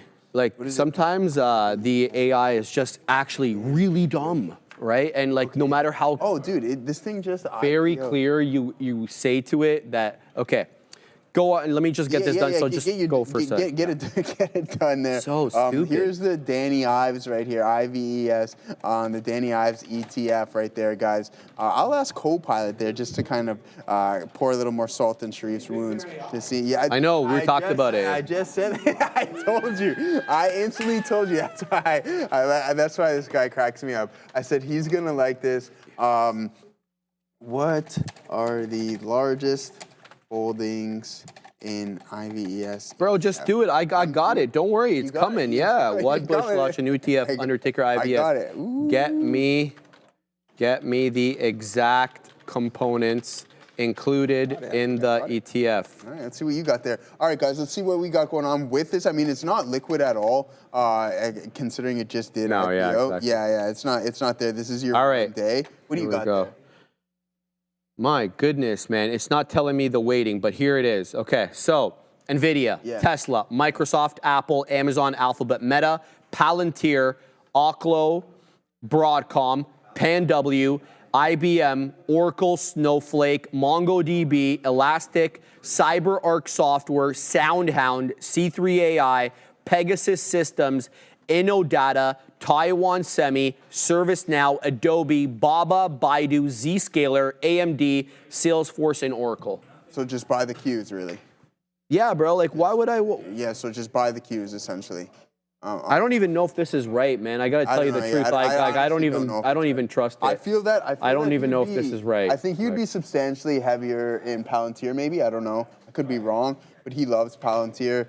Yeah, I'm It's curious not to showing see me it. the weighting, Yeah, to be fair, though. we gotta wait. It just has IPO trees, so maybe give it a day or two, and we'll be able to find Like, that. it should be so easy to find, Joseph. Kind of frustrating, man. What would be a legitimate website? Maybe it's on the Nasdaq website there, Sharif. Ives over Kathy, says John Womack. Yeah, all Are you day. going Ives over Kathy? All day.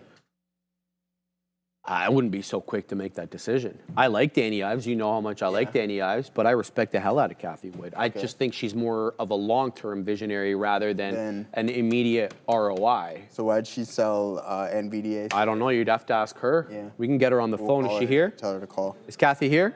She's not here. Can we get Kathy? Oh. Hello.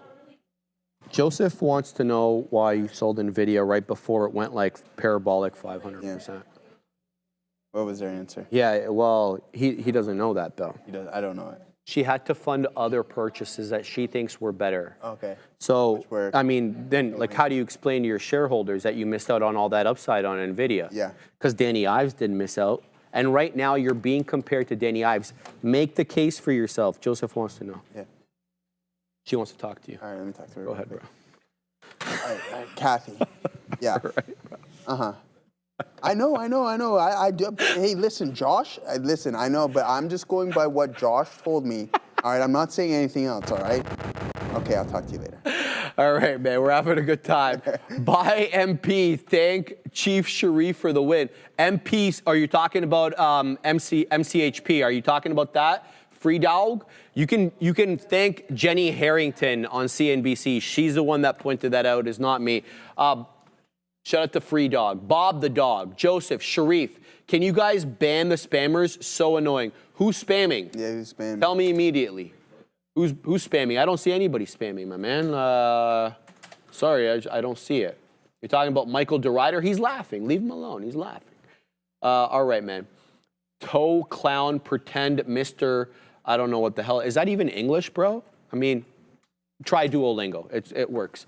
Let's keep an eye out on that. MODV moving up to the upside. All right, so we got back quickly into MODV over here. Let's see if we can take some profit takers to the high side. This one's zigging and zagging right at the volume weighted average price, but coming back into that 75 penny area. I also want to mention VG.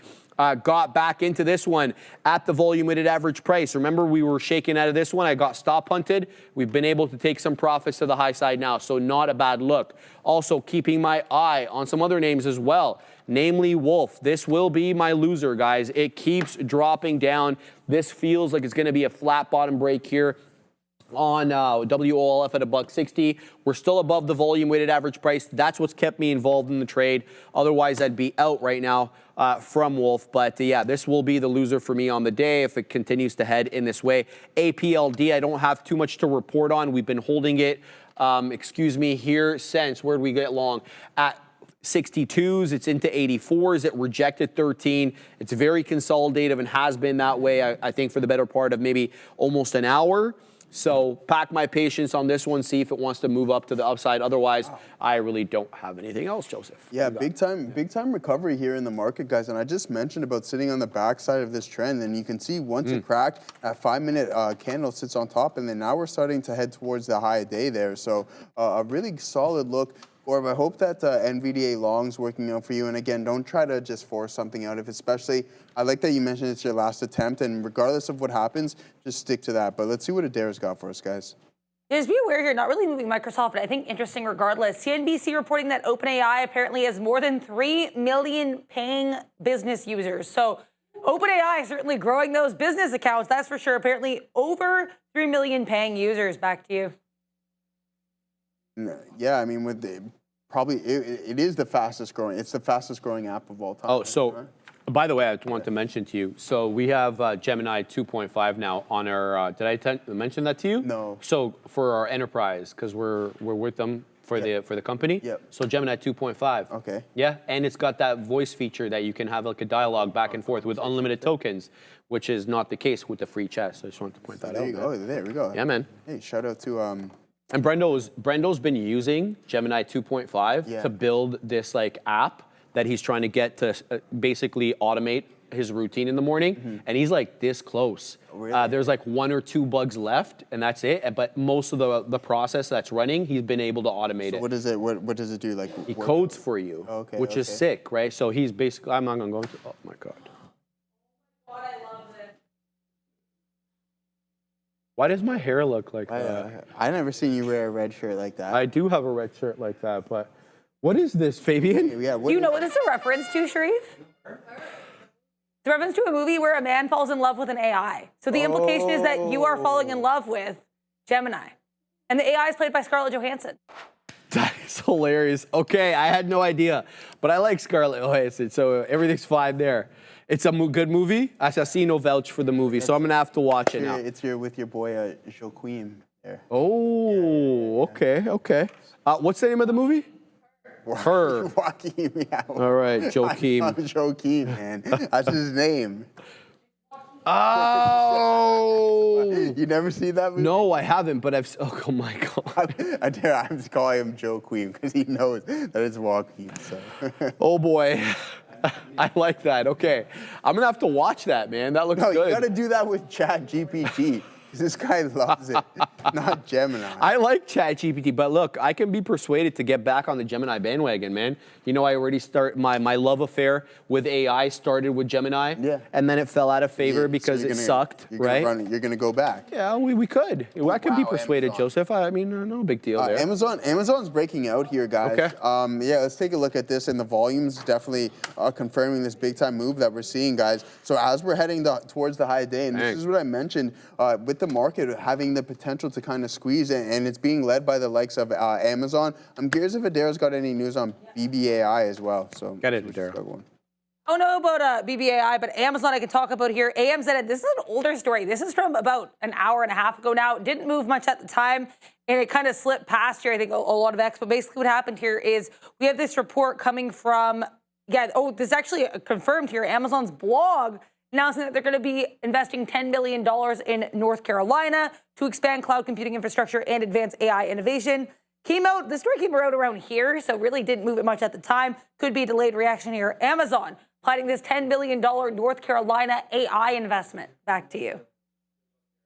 No, we're not worrying too much about that AI investment money, CapEx money drying up, huh? No. Yeah, there was some concern. Remember after DeepSeek, everyone started worrying a little bit that money might be, drying up because of the efficiency gains that they were able to make. But I don't think that story's panned out, at least not yet. Well, no, I mean? and I mentioned this yesterday as well, too. Just with the hyperscalers, Sharif. Yes, sir. Over like $314 billion in spend this year, and that's going to increase next year. It's crazy. Right? So, I mean, is it going to maintain this pace? It's like a growth cycle within a company. Exactly. It eventually will slow down, but right now it doesn't seem to be the case. No, I definitely don't see that. Well, the only thing that we haven't seen any cancellations of projects that were already announced by Meta, Amazon, all the big hyperscalers. What is being spoken about is the lack of new announcements that may come. Now, let's just see if 2026 has the same type of CapEx spending as 25, because we know 25 outdid 24 by some margin. So we'll keep tabs on that, and obviously we'll report on it for you guys. We're doing it live right now on VG, man. I'm really happy with the fact that I was able to get back in. I got stop hunted here because it did breach VWAP by a substantial amount, and it actually breached the next level after that. So if you were looking to, keep your stops maybe 10 pennies apart, it breached 15.10. It actually went down to 15.09. So I got stop hunted. When I noticed that was the case, I got right back in, and we're taking a bunch of prints to the high side. I'm talking about VG, so I'm happy about that.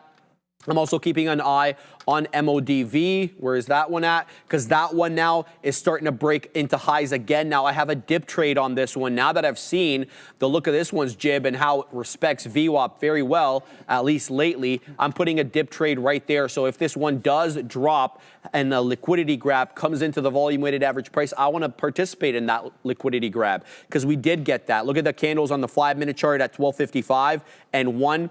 Didn't spend all that much time at all at VWAP, but if you were waiting there, if you were better than me and had a resting order there, you're well in the money right now with a better cost basis than me. So here's what I'm watching. I'm watching 77s now show up on the level 2, the ask side of the level 2. I'm waiting at 80s, then 83s and 85s, and then I'm waiting at 88s, okay? So MODV 3-candle bullish pattern right now with higher highs and higher lows. Let's see if we can get that break through 80 and head back to the upside. VVPR is the trade that I did not execute on.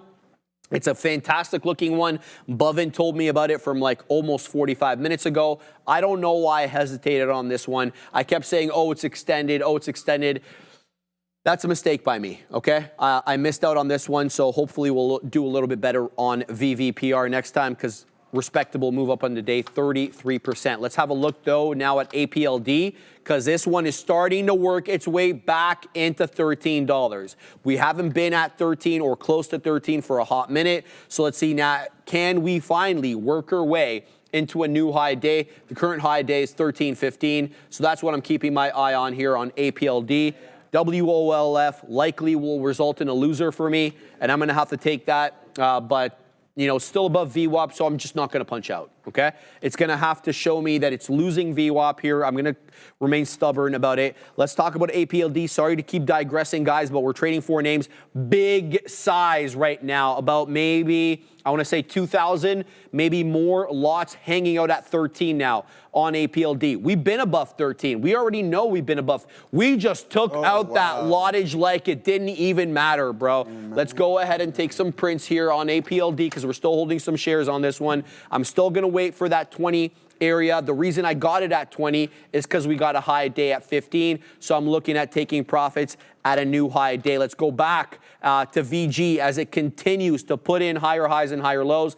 It did go above my entry there, and it looks like I did get the print, but it's being overlapped right now by a resting order, so we'll keep tabs on that. So I'm kind of happy with the trading today, but definitely have made some mistakes, especially with regard to Wolf. We'll look to do better next time. Yeah, absolutely. I like that look, guys. The market's starting to climb higher and higher. I see some people looking for them short. DV just so I'm gonna be patient to see if we can get a move back towards the volume-weighted average price in the Qs. It might display itself, but right now I'm long. I've been anticipating and looking for this break of this current pivot and then a move into the higher day. I mean, it's been strong, relatively stronger than what the market has been doing. So I like to see some relative strength, and that's exactly what we've seen displayed right here. A big-time hammer candle. We get this pullback. We didn't quite break the high day right there, but we're getting another pullback, and this might be the move. I mean, I'm out of this trade right here. If I'm wrong, then I can probably get a better price, and that's going to be kind of where this pivot is right here. So again, that's my trade plan on this one, and I'm looking for the break. Sorry, now that I'm looking at it, there is some pre-market levels right here that we're knocking on the door of. So hopefully this can act as support, and then we can make that move through that previous high day and then to some of these pre-market highs. That would be absolutely amazing. Are we going to get to those levels? Maybe, possibly. We can take a look at spot itself to see what it's been up to. A slow grind, and I have no worries. I think grabbing Bitcoin around 100,000 right now wouldn't be a horrible idea to add into the position. Yeah, you like Bitcoin at 100,000? Yeah, I do. Just I mean, like, are we gonna stay at 100,000 forever? No, man. Let's get real. Yeah, let's get real, man. Let's get real about that, for sure, brother. And I mean, I mentioned the third year of the halving cycle is usually the strongest one, so we still have some time for that. And what did we have? It was in 2024, I believe, that the last halving cycle was. Yeah, Dorothy Manuth, I know you keep telling me to use BidX, and I keep forgetting. I'm going to start utilizing that for sure, I promise you. I'm going to start using BidX, especially if it's liquid, all right? Then I have no issues with that. But here is Bitcoin itself, guys. We're trading around 105,000. One thing I will note is that it's a positive sign that we're hovering around these previous all-time highs, right? And we're still holding some of these support levels. I think there's going to be a pullback towards that 100,000 level, and then I think that's just time where you slowly start to grab some more. If it dips into 95s or anything like that, then I think you just continuously buy it. You know what Strategy is up to? They're buying at every price. I'm surprised that Saylor said he's going to even be buying this thing at $1 million, even if obviously, God willing, he's alive till then. But I mean, let's see what we got going on. You know, I'm awfully bullish in this underlying, so I like it here personally at 105 even. I'm not going to be grabbing anything just yet because one thing that I will note is that you can, see, this is what I love doing with you guys, because what I was talking to you guys about this morning is that I'm just going to implement it myself to wait to get the price that I want on IBIT. So best believe that I'm going to be selling some cash secured puts and looking for that move to the downside. If not, then I just get to keep the premium and make money off of Bitcoin without even having to own any. So that's the beauty of the power of options, all right? And we'll just continuously go over some of these amazing strategies and not be so one-dimensional. I think that's just so key to trading, is just having a diverse bag. You don't want it too vast, obviously, because then you got too many things going on at once, and then that can lead to, what's that term that I'm looking for there, Sharif? Analysis paralysis. Oh, yeah. Exactly what I'm referring to there. And you don't want that, all right? You know who doesn't suffer from analysis paralysis? Can you guess? Our guy. Who? Which guy? Rhymes with the Knob. Yeah. Has anybody ever? Is he there? Yeah, he's there. No, I don't think he's there. Yeah. Has anybody ever seen Obi's charts? Yeah. Oh my God. So much information. Looks like a topography map. For me, it looks like a Star Wars battle. There you go. Something's going on there. Colored beams. And he's fine with it. He's cool. So he's reading it like a savant. You never know when that level will come into play, Sharif. And Clearly. And if you would never know if you didn't have those specific lines there all over the chart. So that's the game plan, and that's what I was just talking about, Sharif. I don't know if you heard what I was saying, but if you want to get involved with this, exactly. So just sell it at a price that you want to own it, and if it doesn't come, you still get the profit from the premium you collected. It may not be a substantial amount, but it's not zero. So that's a lot better. Imagine not owning something and then still being able to make money off of it. That's crazy. Right? Why not? Like, come on. Right? Come on. Guys, the OG Jay Lee talking about QBTS. This is a good flat top break, Joseph, because on QBTS we were awfully consolidative using yesterday's closing print as resistance. So Adara put the quantum names on today, and they were running, but this one was locked in a bit of a range. Shout out to Jay. 15 2/3 was yesterday's closing print. I'll submit to you that is the breakout level, and since it's taken out that level and gone to 18s, it has been a beautiful looking name for the right now. It's not up big or anything like that. It's only up 1.2, but doesn't matter though, because it's respecting the hell out of the 10 exponential. Look for that 18 break and take. Shout out to Jay Lee. Thanks for pointing that out, brother. Bora. Obi doesn't want them to know what his next move is, bro. You're absolutely right. So what he does is he convolutes the chart so that you don't know what he's thinking. You don't know exactly what he's looking at there. Absolutely. Unpredictable. Joseph, I'm being told that Mullen is moving again. Oh, baby. So we had a couple of trades on our friend Mullen today. There it is. So this is where I scalped it. And here we go again. Mullen, 1968 high a day. Here's 19s.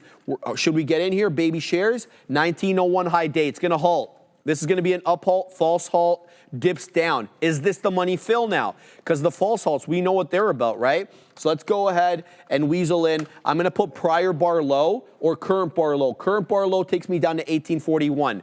1841 is my stop. So we're going to go ahead and we're going to take some profits first. If we don't get caught in this up halt, we're already getting caught in the up halt over here. Let's see. So 1841, we're putting it there all the way down. Let's go like that. Boom, Joseph. We're a few shekels off the high of the day. Let's take some profits before it halts again. 1968 high a day. 1968 just got touched again. Mullen is on one.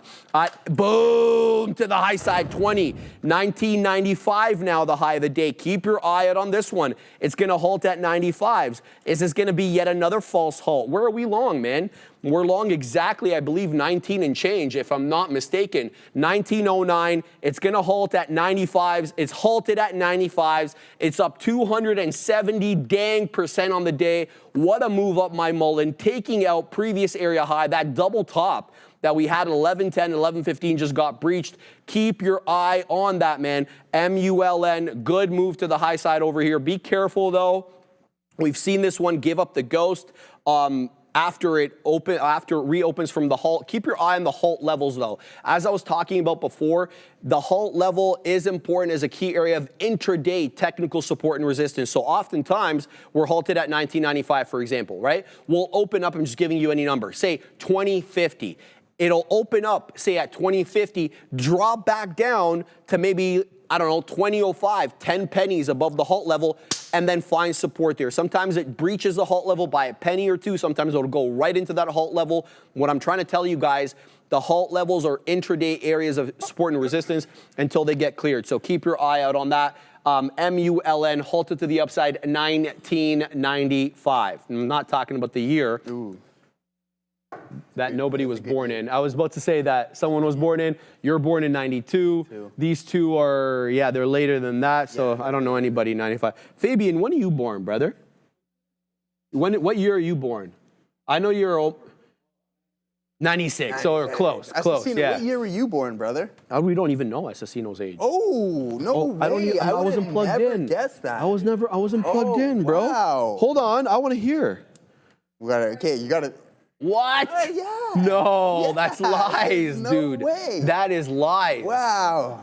I'm shocked. I need what you're drinking, brother. I know, clearly, right? Jeez. Clearly, right? Wow. Shout out to Assassino, Yeah, bro. Assassino. Absolutely killing it there. That's Just crazy. by being himself, he's killing it. Yeah. What a guy. Good stuff there. What are you looking at, Joseph? Yeah, I got some good questions in the chat. The Piper, I don't know if that was a serious one, but what I was referring to is just cash secured puts. That's how you can, because you don't own anything, you only have the rights, right? So just take that into consideration. Now I got Ali Yunus. Hi, Mr. Joseph. How do you protect an options position? Meaning, what kind of order would you put on hold on the market? I don't understand that part. Mechanically, how do you protect the downside of your bet? I love this question, all right? So let's go through a quick scenario here.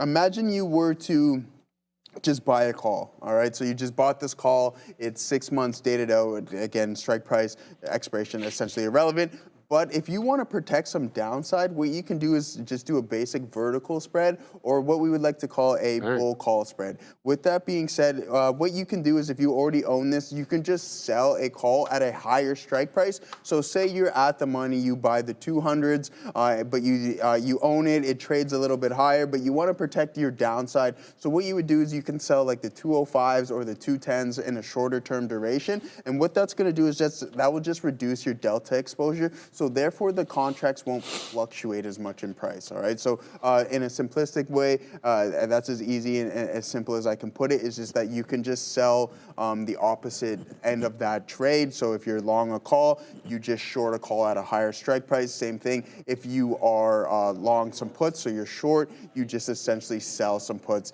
at a lower strike price there. So that would just be a vertical spread, debit spread. And it's really good, actually. You can utilize those relatively well. So you can construct a debit spread or a call debit spread, and then just buy back your short options, and then that will allow your delta exposure to increase, and you can catch more of the move, right? Because now that you're hedged essentially at a 1-to-1, that's going to be a fixed income trade, right? You can only make so much on that, but if you just eliminate and buy back that short option, that's when you can kind of get that unlimited appreciation, even though there's time factors in place. But as soon as you remove that hedge, then that's when you can continue. But to protect your downside in short, just sell a call at a higher strike price, or just construct a vertical spread to start off with, all right? So those are two things. Hopefully that helped you. We can get way more detailed in that, but we won't do that today. But again, hopefully that helped you with your trade and the Piper, and that's what I was referring to is cash secured puts.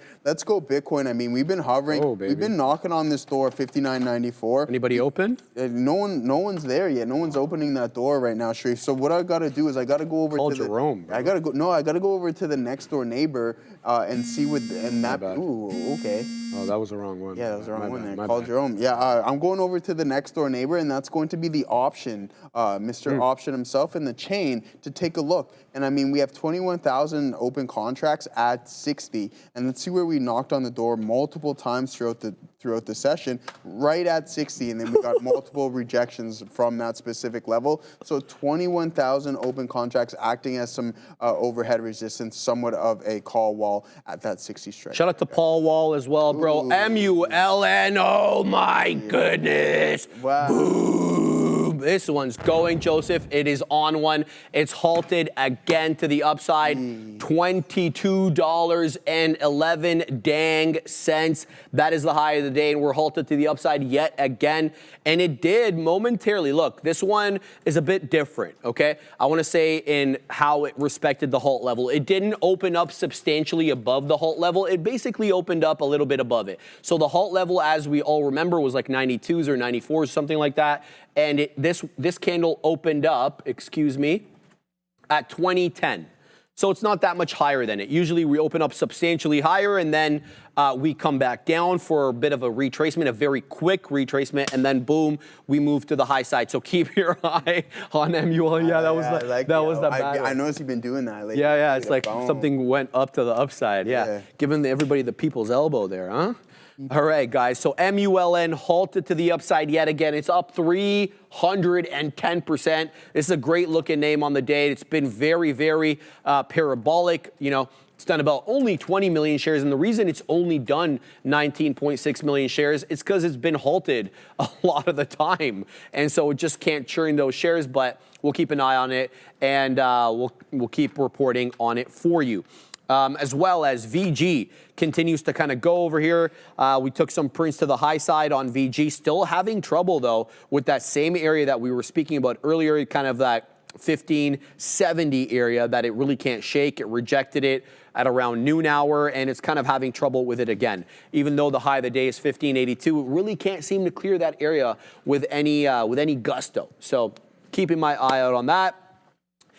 What's that piece of crap Wolf doing? Where are we long Wolf here, Joseph? We're long Wolf at 64s. It's at 64 now. Do I get out, or do I just insist that I take a print? Look, it comes into my level and doesn't even print. Yeah. I'm going to hold it. Yeah, I'm going to hold it. Defend at 60. Yeah, until it breaks that low there, just hold on. That's what I insisted on. Yeah. I did insist that it lose VWAP, and it didn't lose it. That low, just hold on to that one. Hold on, world.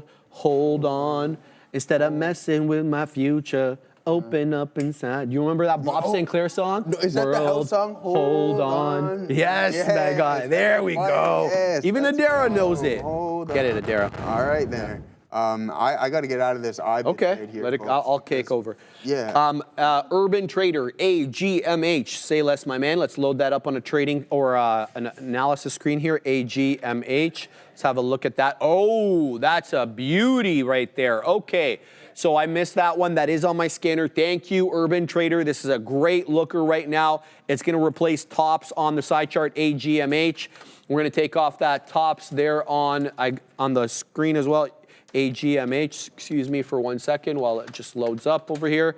Yeah, 54%, 2 3/4 million shares. The beautiful thing about this, Urban Trader, and what I love about these midday ones is they're new. You're not taking, the scraps left from the pre-market. Not all of them are bad that we're trading the pre-market, but this one is a trade de novo. You got the volume quite recently at 1240, so just about 50 minutes or so.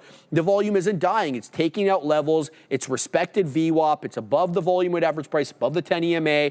So we're not at any key psychological levels like $5. So there's room to move. So keep your eye on AGMH. A beautiful look. Thank you for mentioning that. What? Okay, Joe Mama. So Sharif, is trading on the platform you are on or being Muslim trading haram or halal? Not specific to you, but never realized that. I'm not Muslim, brother, but thank you for asking that question. I don't know. You're going to have to ask somebody with more information on that. I know that gambling obviously is not permitted in Islam, but I have no idea how they view trading. I know that interest as well is a thing. You can't charge interest, but there's ways around that. I know because there's Islamic banks in the United Kingdom that, circumvent that through different methodologies. They don't charge you interest? It's different. It's not charged as interest. It's the fees are levied somehow, some way. I don't know. I don't remember exactly, Joseph, but great question, Joe Mama. I don't know. You're going to have to maybe check with, I don't know, a religious scholar or chat or something like that. But make sure the chat checks its work because it keeps giving me the wrong information. Joseph, look at AGMH, bro. We were just talking about how we were really close to that. We were not close, excuse me, to that key area of psychological resistance. And as quickly as I said that, as quickly as it got into that $5 area, now 493 high a day. So AGMH is on one. Keep your eye on this one if you like trading these small cap gappers. I'm not going to trade it currently because it's moving crazy. It's dropping from like 80 down to 50. It's a little too volatile for my blood, so I'll keep it on tabs over here, but yeah, I'm not going to trade it for now. Let's go back. Look, Mullen is open again. Oh, my goodness. Oh, see? This is why. That's what I'm trying to tell you, bro. You got to post No, you need short keys. You need hot keys. Let's set up some orders at near 23. Oh, I can, but just like, dude, it's just, you need hotkeys with these small cap gappers. Would be nice. Yeah, 100%. We're gonna take some profits here, Joseph. Boom to the high side again. So we'll cover there and see exactly what the situation is. What do you got, man? Yeah, I mean, we're back short this market here, but if it cracks the high, Amazon is really squeezing. So there you go. You don't want to be fighting this too aggressively, but there is some indecision prints that I've seen at the highs here and a nice engulfing candle. So that's why I'm going short one more time. I mean, I'm 4 for 4 on the name today. I don't mind taking a small loss here. I'm just risking, what am I in at right there? 03s. Yeah, I'm going to risk 10 cents, so I'll get out at 13, worst case scenario, and that we'll just take a small little hit on that one. So nothing to worry about. We can go over the trades of the day here, and that's going to be this short for me on the TQs, guys. A big-time move, and I really like that. I know Obi had it as well, too, so nice look on him. He got the short on the overall market, and he built into some size, so nice work there from my brother. But here we go. We enter, then we add some more, add one more time, and then we just get that move down. I try for the addition for that leg to move towards the low of the day. We get a little bit of a move, but then we come back and it eventually stops me out break even.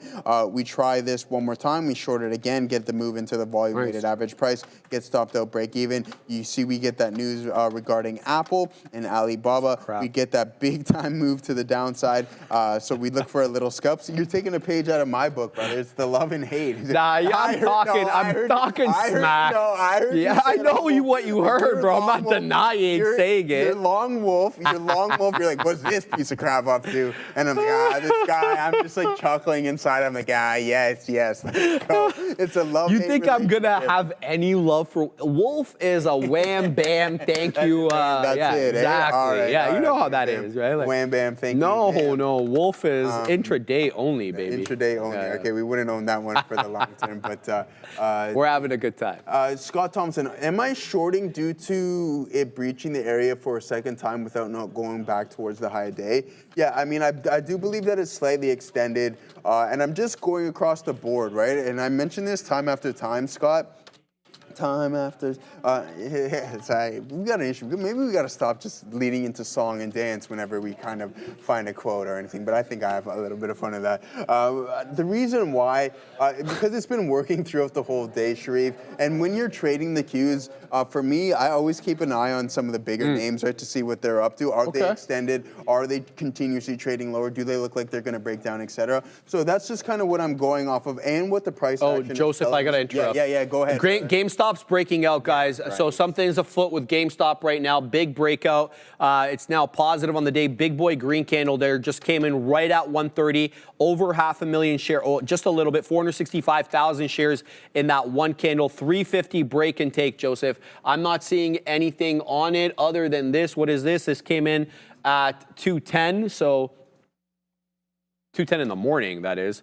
So there's really nothing here on GameStop. Anything on social media, Dara, on GameStop? Dara's checking. She'll let us know. Yeah, I just wanted to mention that, guys. People yelling GME here in the chat, so we know the affinity for that one. I didn't mean to interrupt you. No, not at all. We need to see those stocks that are breaking out at all times, and Amazon being that one. And this is what I'm talking about. Like, you can take the attempts on the trade, but then you also have to come to the realization that if Amazon and some of the Mag 7 are just absolutely going parabolic, good luck on the short, right? So, I mean, the odds are not in my favor, especially with the Mag continuing to climb higher.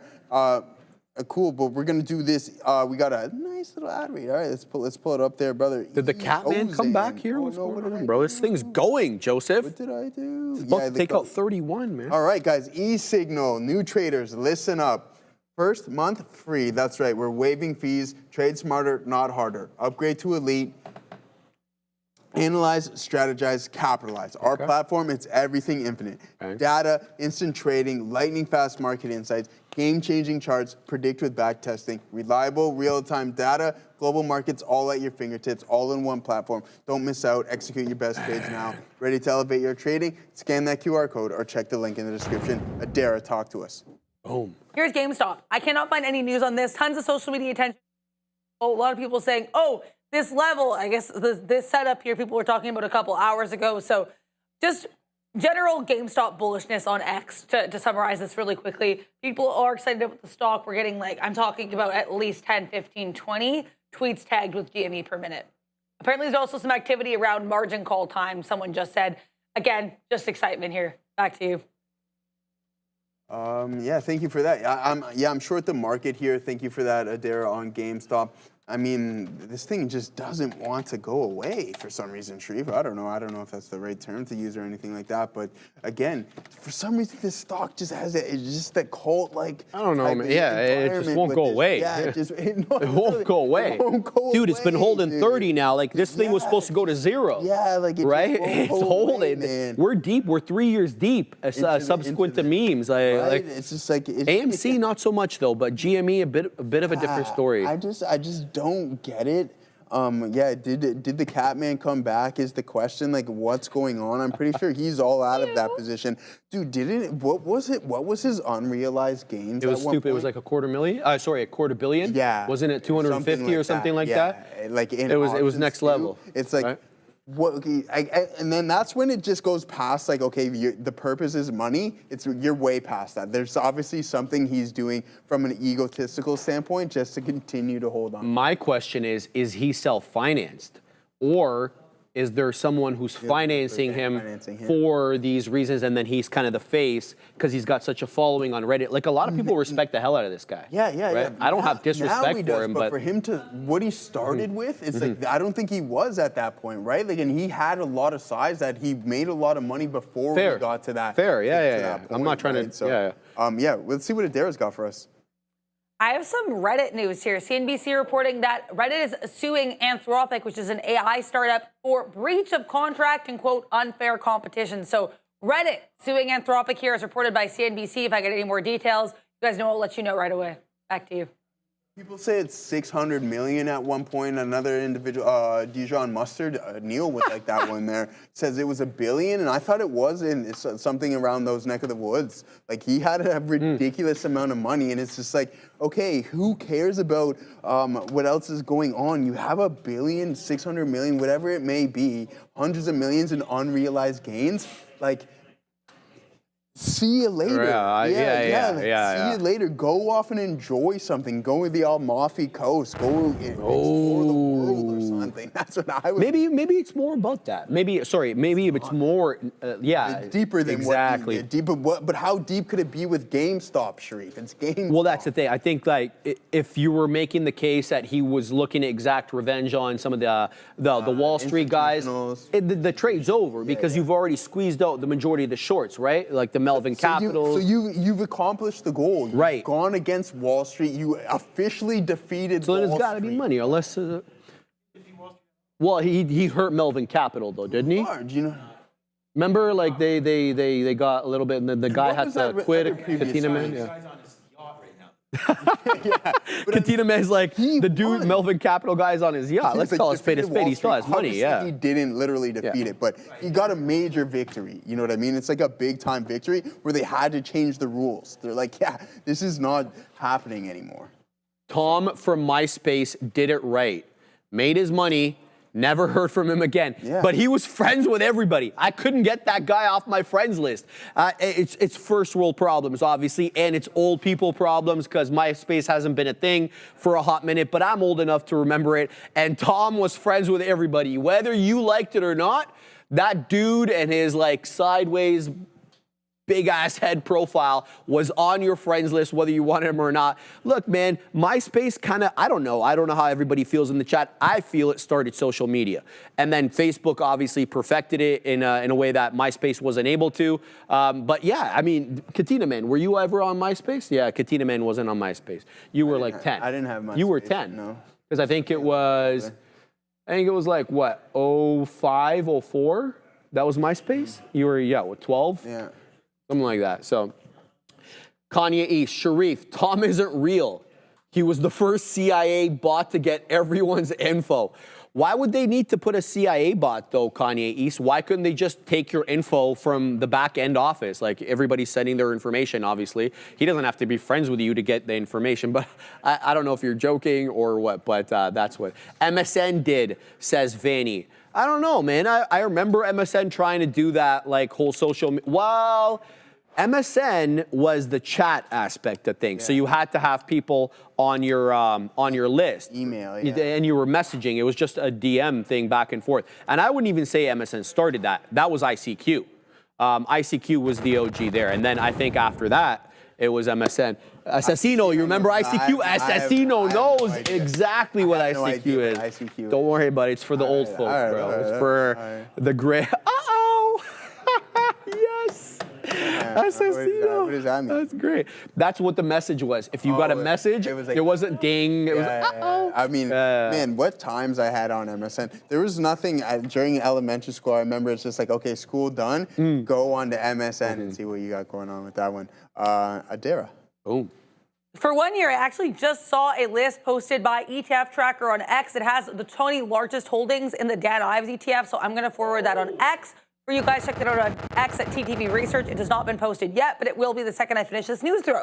What about this news throw? Let's talk about that. So I'm seeing here on X, the SEC apparently calling for public comment on possible rules requiring more U.S.-listed Chinese and other foreign companies to produce more regular investor disclosures. So basically, SEC calling for comment here on potential rules that would require Chinese ADRs and other non-U.S. companies, other ADRs here, to produce more regular, more frequent investor disclosures. Here's FXI. You can check KWeb, you can check Alibaba, etc. Back to you.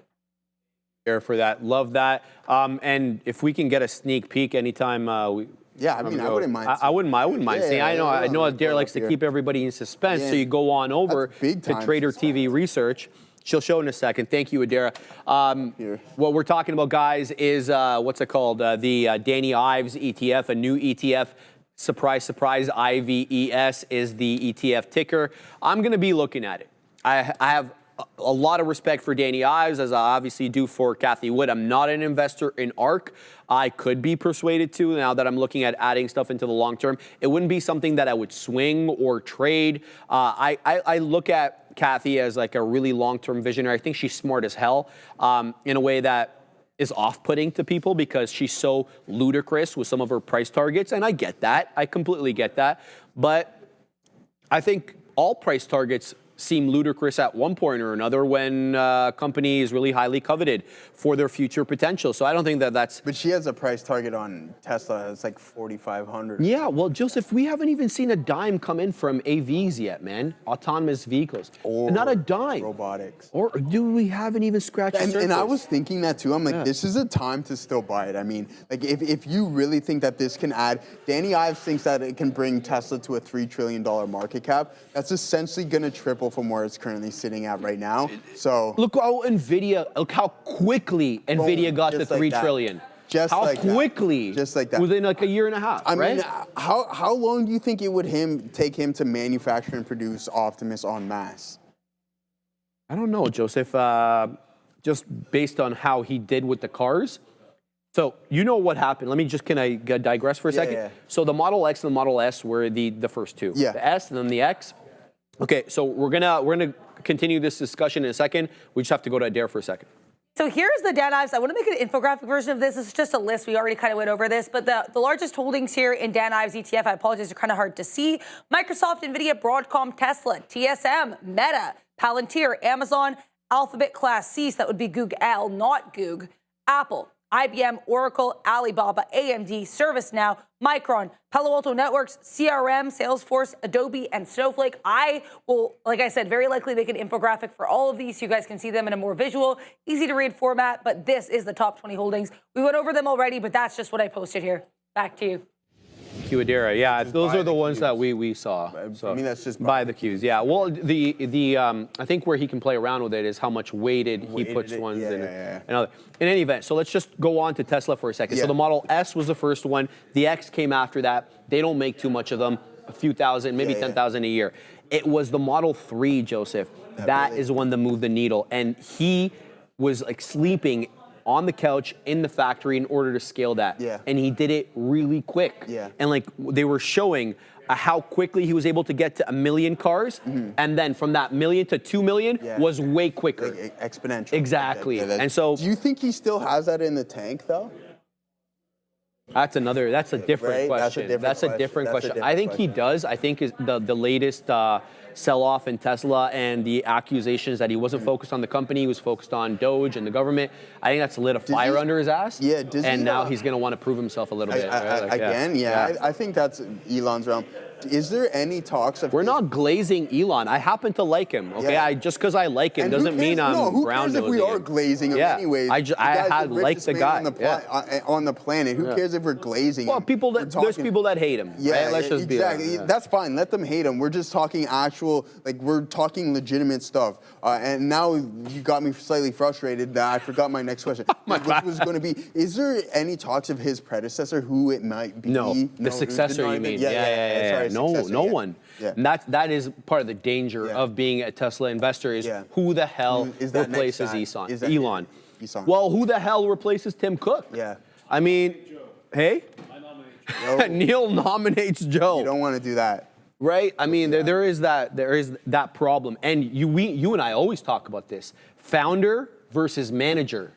And the difference of mentality that they have. Exactly. So post Elon, it's not going to be founder anymore. It's going to be manager likely, right? So he would have to find someone who's just like he's just really a gunslinger probably at that point. But then that wasn't the case with Timmy C. We saw the gunslinger in Steve Jobs, and he was the guy, the outlier, that weird guy who's rude, hard to work with. Then Timmy C, all meek and chill. You know what I mean? And that is the question that everybody asks. Are you a pro-founder guy or are you a pro-manager guy? And I think different people will fall on different sides of the spectrum there. Yeah, that video of Steve Jobs when he's kind of trying to show the example of the iPhone camera and it's not working and he throws it at the engineer. He's like, I can't get it to work. Yeah. No, you got to give him credit for doing that. At least he did it live, not the videos that they threw to us last year that we were all supposed to buy in. And the reason we bought in is because Apple is such a respected name. They've executed so many times that we didn't need to see that live demo. I'm not going to get fooled again, man. I need to see a live demo. Marquise. I mean, your boy Marquise really likes Google. The one where you can try on, I forget what the actual name of it, where you can try on the different clothes and everything like that. Oh, that new thing. Yeah, he was trying on some interesting things, that's for sure. Eddie R., Elon is not such a genius.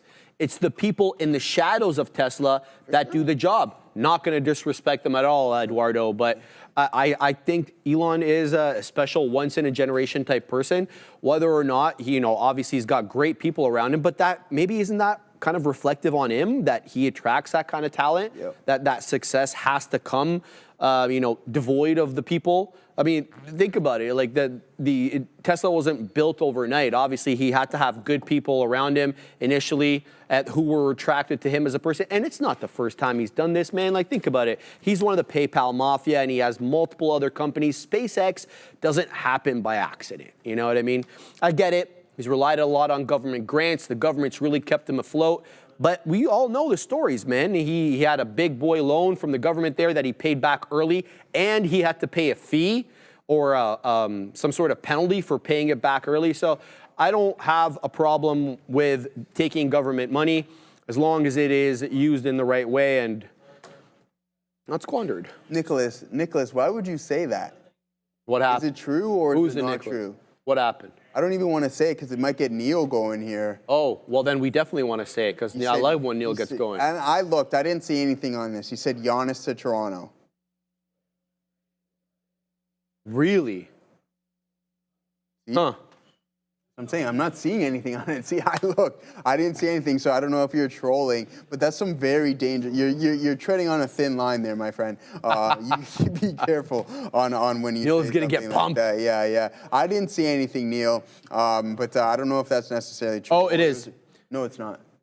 Here it is. Here it is. I just got it on Google, man. Giannis Antetokounmpo makes posts after Raptors trade report. Okay, this is 2 days ago, bro. Oh. That's way old. Yeah. What the hell is this? Wow, Yeah. why would you even do that? Yeah, exactly, Joey T. We got to do that. Yeah, don't do Can you imagine if I do not? There's just no one around him. I personally don't think that would be. He doesn't want to go to somewhere where this kind of. So what do you say? What do you say here? It says, what was his response when they posted that? Reportedly have mutual interest. NBA Central was reporting that. And what else did they say? Oh, so this is the post he made, apparently? And he put, a laughing thing. That's what he posted. Look. Oh, it's been... Yeah. He just posted this with his thing on his head and laughing up a storm. So, yeah, it doesn't look like he's coming. Nicholas, he says it is true, but I don't see anything like that. Giannis to Toronto has been a rumor for a few days, not official. Yeah, I think that's kind of... okay, yeah. Oh, this is really interesting here from Terra Engineering. As an engineering manager, you cannot manage technical people under you who are 1 to 2 sigma smarter than you. It just does not work. So I see what you're saying. So clearly he's got to be obviously very intelligent for the people under him to be managed properly. Is that what you're saying? I don't think any different, but I think that that's what you're trying to say. I just don't want to misstate what you are intending to say. So let me know. Just tag me again. I mean, I don't know. I just don't. I don't get the. Anyway, whatever. Let's move on. Yeah. Let's look at some of the trades that are going on right now, guys. Still holding Wolf.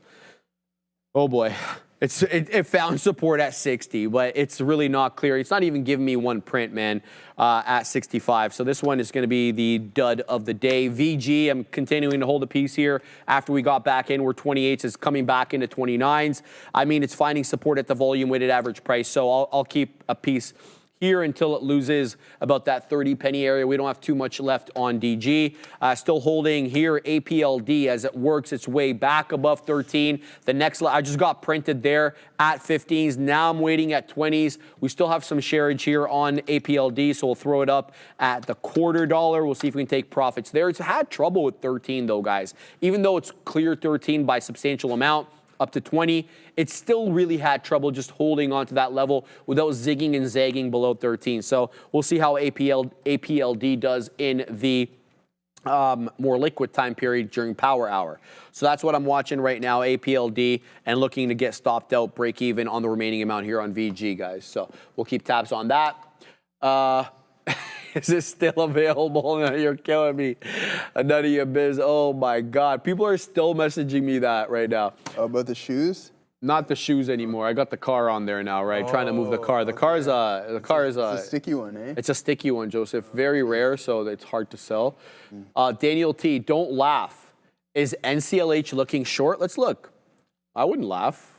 I don't think I've ever laughed at anybody's questions. I've gotten annoyed, but I haven't laughed. All right. It is looking short. It's a great look on you, Daniel. And the reason is, look at this. This right here, that's the white line there. That's yesterday's closing print. It can't shake that. It's gotten into it multiple times. In fact, it was doing a higher low, looking for a flat top break. And then that broke. So now we have a new low. It just took out that area low. So I would say you could easily see 18 here, especially if we get a sell-off into the market. I would say, look to not to the day high at 1833, but look to this area high. See that candle at 1150 there? I'd put my stop just above that, maybe like 829, 830. Really want to get gangster, 831. But yeah, or you could do what Adara does. A lot of Adara's trades, she puts her stop on prior bar low. So if you get short, for example, 1819 here, you could give it to 1823, for example. Keep that tight stop. If it ends up going your way, you can get back in. You didn't take too much of a hit. Not one that I typically look at all that much. NCLH, you have any thoughts there? Yeah, on NCLH, I mean, we can take a look at it momentarily. I just did get stopped out of my TQs as we breached the high, so we're not going to fight that too many times. I mean, we've had some nice trades on it. Let's pull up Norwegian cruise lines. Have you ever gone on a cruise? I've never done a cruise, Sharif. I don't know about you. Hey? I've never done a cruise, Joseph. I heard they're pretty expensive. The boys and I are talking about a late summer trip to the Caribbean, somewhere southern Caribbean, like more closer to South America, like an Aruba or something closer to there. Nice, talking about a week. It's been a hot minute since I've been on vacation, so I can't wait, bro. There, right? In the summertime, there's a lot of rain down there. Is there? No, I went there with my parents back. It was July. It was fine. Didn't rain once. Oh, okay, all right. No, you're thinking below the equator. Yeah. Yeah, well, because it's winter. No. Aruba is just, I think, just north of Venezuela. Is it? Like just a skosh north of Venezuela. Yeah, off the coast there. Is it? It is, right? Yeah. Assassino confirming. Yeah. Because Trinidad and Tobago's right by there too. Yeah. Trinidad and Tobago's a lot more south than what I thought it was. Well, that's kind of what I want to do. Like I went to Saint Martin once, which was pretty sick. It was like two different countries. The north side is the French side, all rocky. So a lot of people, like they have their huge homes like on a rocky cliff overlooking the ocean. And then the southern side, the Dutch side, is all beaches. Yeah, so super chill. I did the entire island on an ATV in a few hours, dog. In an ATV? You've done Took the entire island in a few hours just on an ATV. That's sick. I mean, down 37%. Maybe Norwegian cruise lines can take you and the boys there, but trading around $18. I mean, there's not too much going on with this name. Am I going to get involved in kind of this discretionary type underlying? No, not me personally. And look at this choppiness. If we were to zoom out on what we got going on here, not something I would want to be invested in in the long term. That's just me personally. I don't know what CCL. It's funny. CCL used to be in play quite a bit. I remember I used to trade a lot of CCL in my opening in my first couple of years there of trading, Sharif. And I mean, it was what happened right here. I'm curious to see.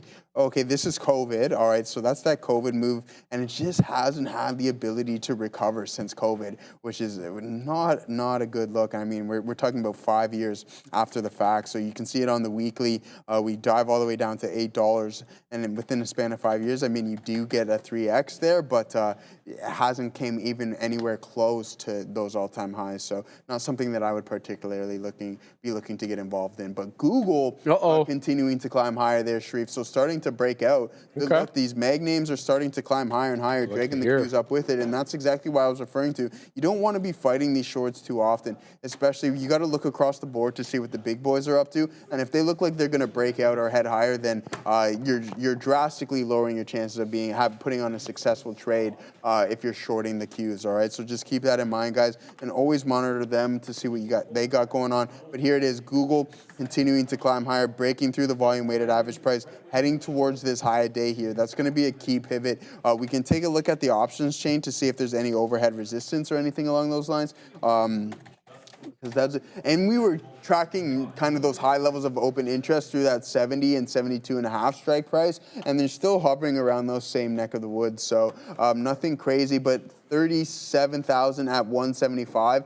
So there you go. There is some a big size of open interest, a call wall we will call it, because considering what we're seeing throughout the rest of those strikes, right? It's not even relatively close. If I go up and down one in each direction, we got 14,000 at 172.5, and then at 177.5, we got 5,000. So combined, they don't even equal what we got sitting there at 175 exactly, Sharif. All right, guys, APLD continues to climb. I think it's sufficiently far enough away from $13 that you can say maybe it's cleared it with some, I don't know, some definitive clearance. I have no idea. It's been zigging and zagging, but I got to tell you, it's been a nice looker on the day. We're up almost 30%, 29.5%, 1334 high day. We're very close to the high. We're printing 28s right now on APLD.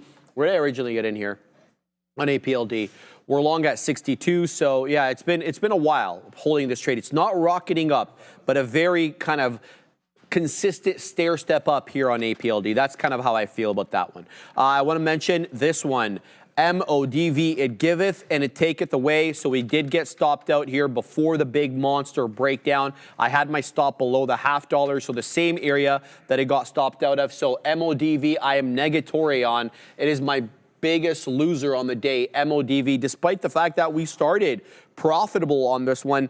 We are negative on this one right now, MODV. So this one dropped me off a little bit there off the cliff. As I did add. Right, when I got stopped out here, I got right back in. We were able to extract one quick profit taker there, but that was all she wrote, and then it lost VWAP. So MODV on my you-know-what list. But I want to mention here, MULN, guys. I'm going to leave you with this one because we're overtime. The Katina Man and the Neil are ready. MULN is an insane stock on the day. It's very, look at that, Neil. It's up 350%. It touched 25.75. That's the high of the day. Tisha, you said it right in the chat, which is if Mullen keeps going into Power Hour on the Big Boy Show, watch the hell out for this one in the aftermarket when there's no halt parameters, okay? There's no volatility halt parameters in the aftermarket, in the pre-market. This thing could absolutely skyrocket. I'm assuming we've pushed out a lot of people out that were short. There's a big short squeeze looking like it's manifesting on Mullen, and I'll leave you guys quickly here with the short float on our friend Mullen, MULN. Trade Ideas says it's only 6.18% of a 42.5 million float. So we'll see. I mean, that seems a little bit small to me. I think, you know, with the umpteen amount of reverse splits this one had, it's likely a little bit bigger. We know that short interest is about 2 weeks delayed up to, right? 2 weeks. Usually 2 weeks. So with that in mind, anything you want to leave them with? Joe? No, man, just keep these. No, man. Keep these risk measures in place. I mean, we got a big pump up there in Tesla. Google's climbing higher. Amazon's climbing higher. So, yeah, just keep those risk measures in place. Don't try to force the setup that isn't there. All right, guys. See you guys tomorrow. Same bot time, same bot channel. Big kahunas are that way. I'll see everybody at the green screen. Got to give the old wink in the gun there, which I just found out Ramin is not a... I'm surprised Ramin didn't use the video that me and her shot.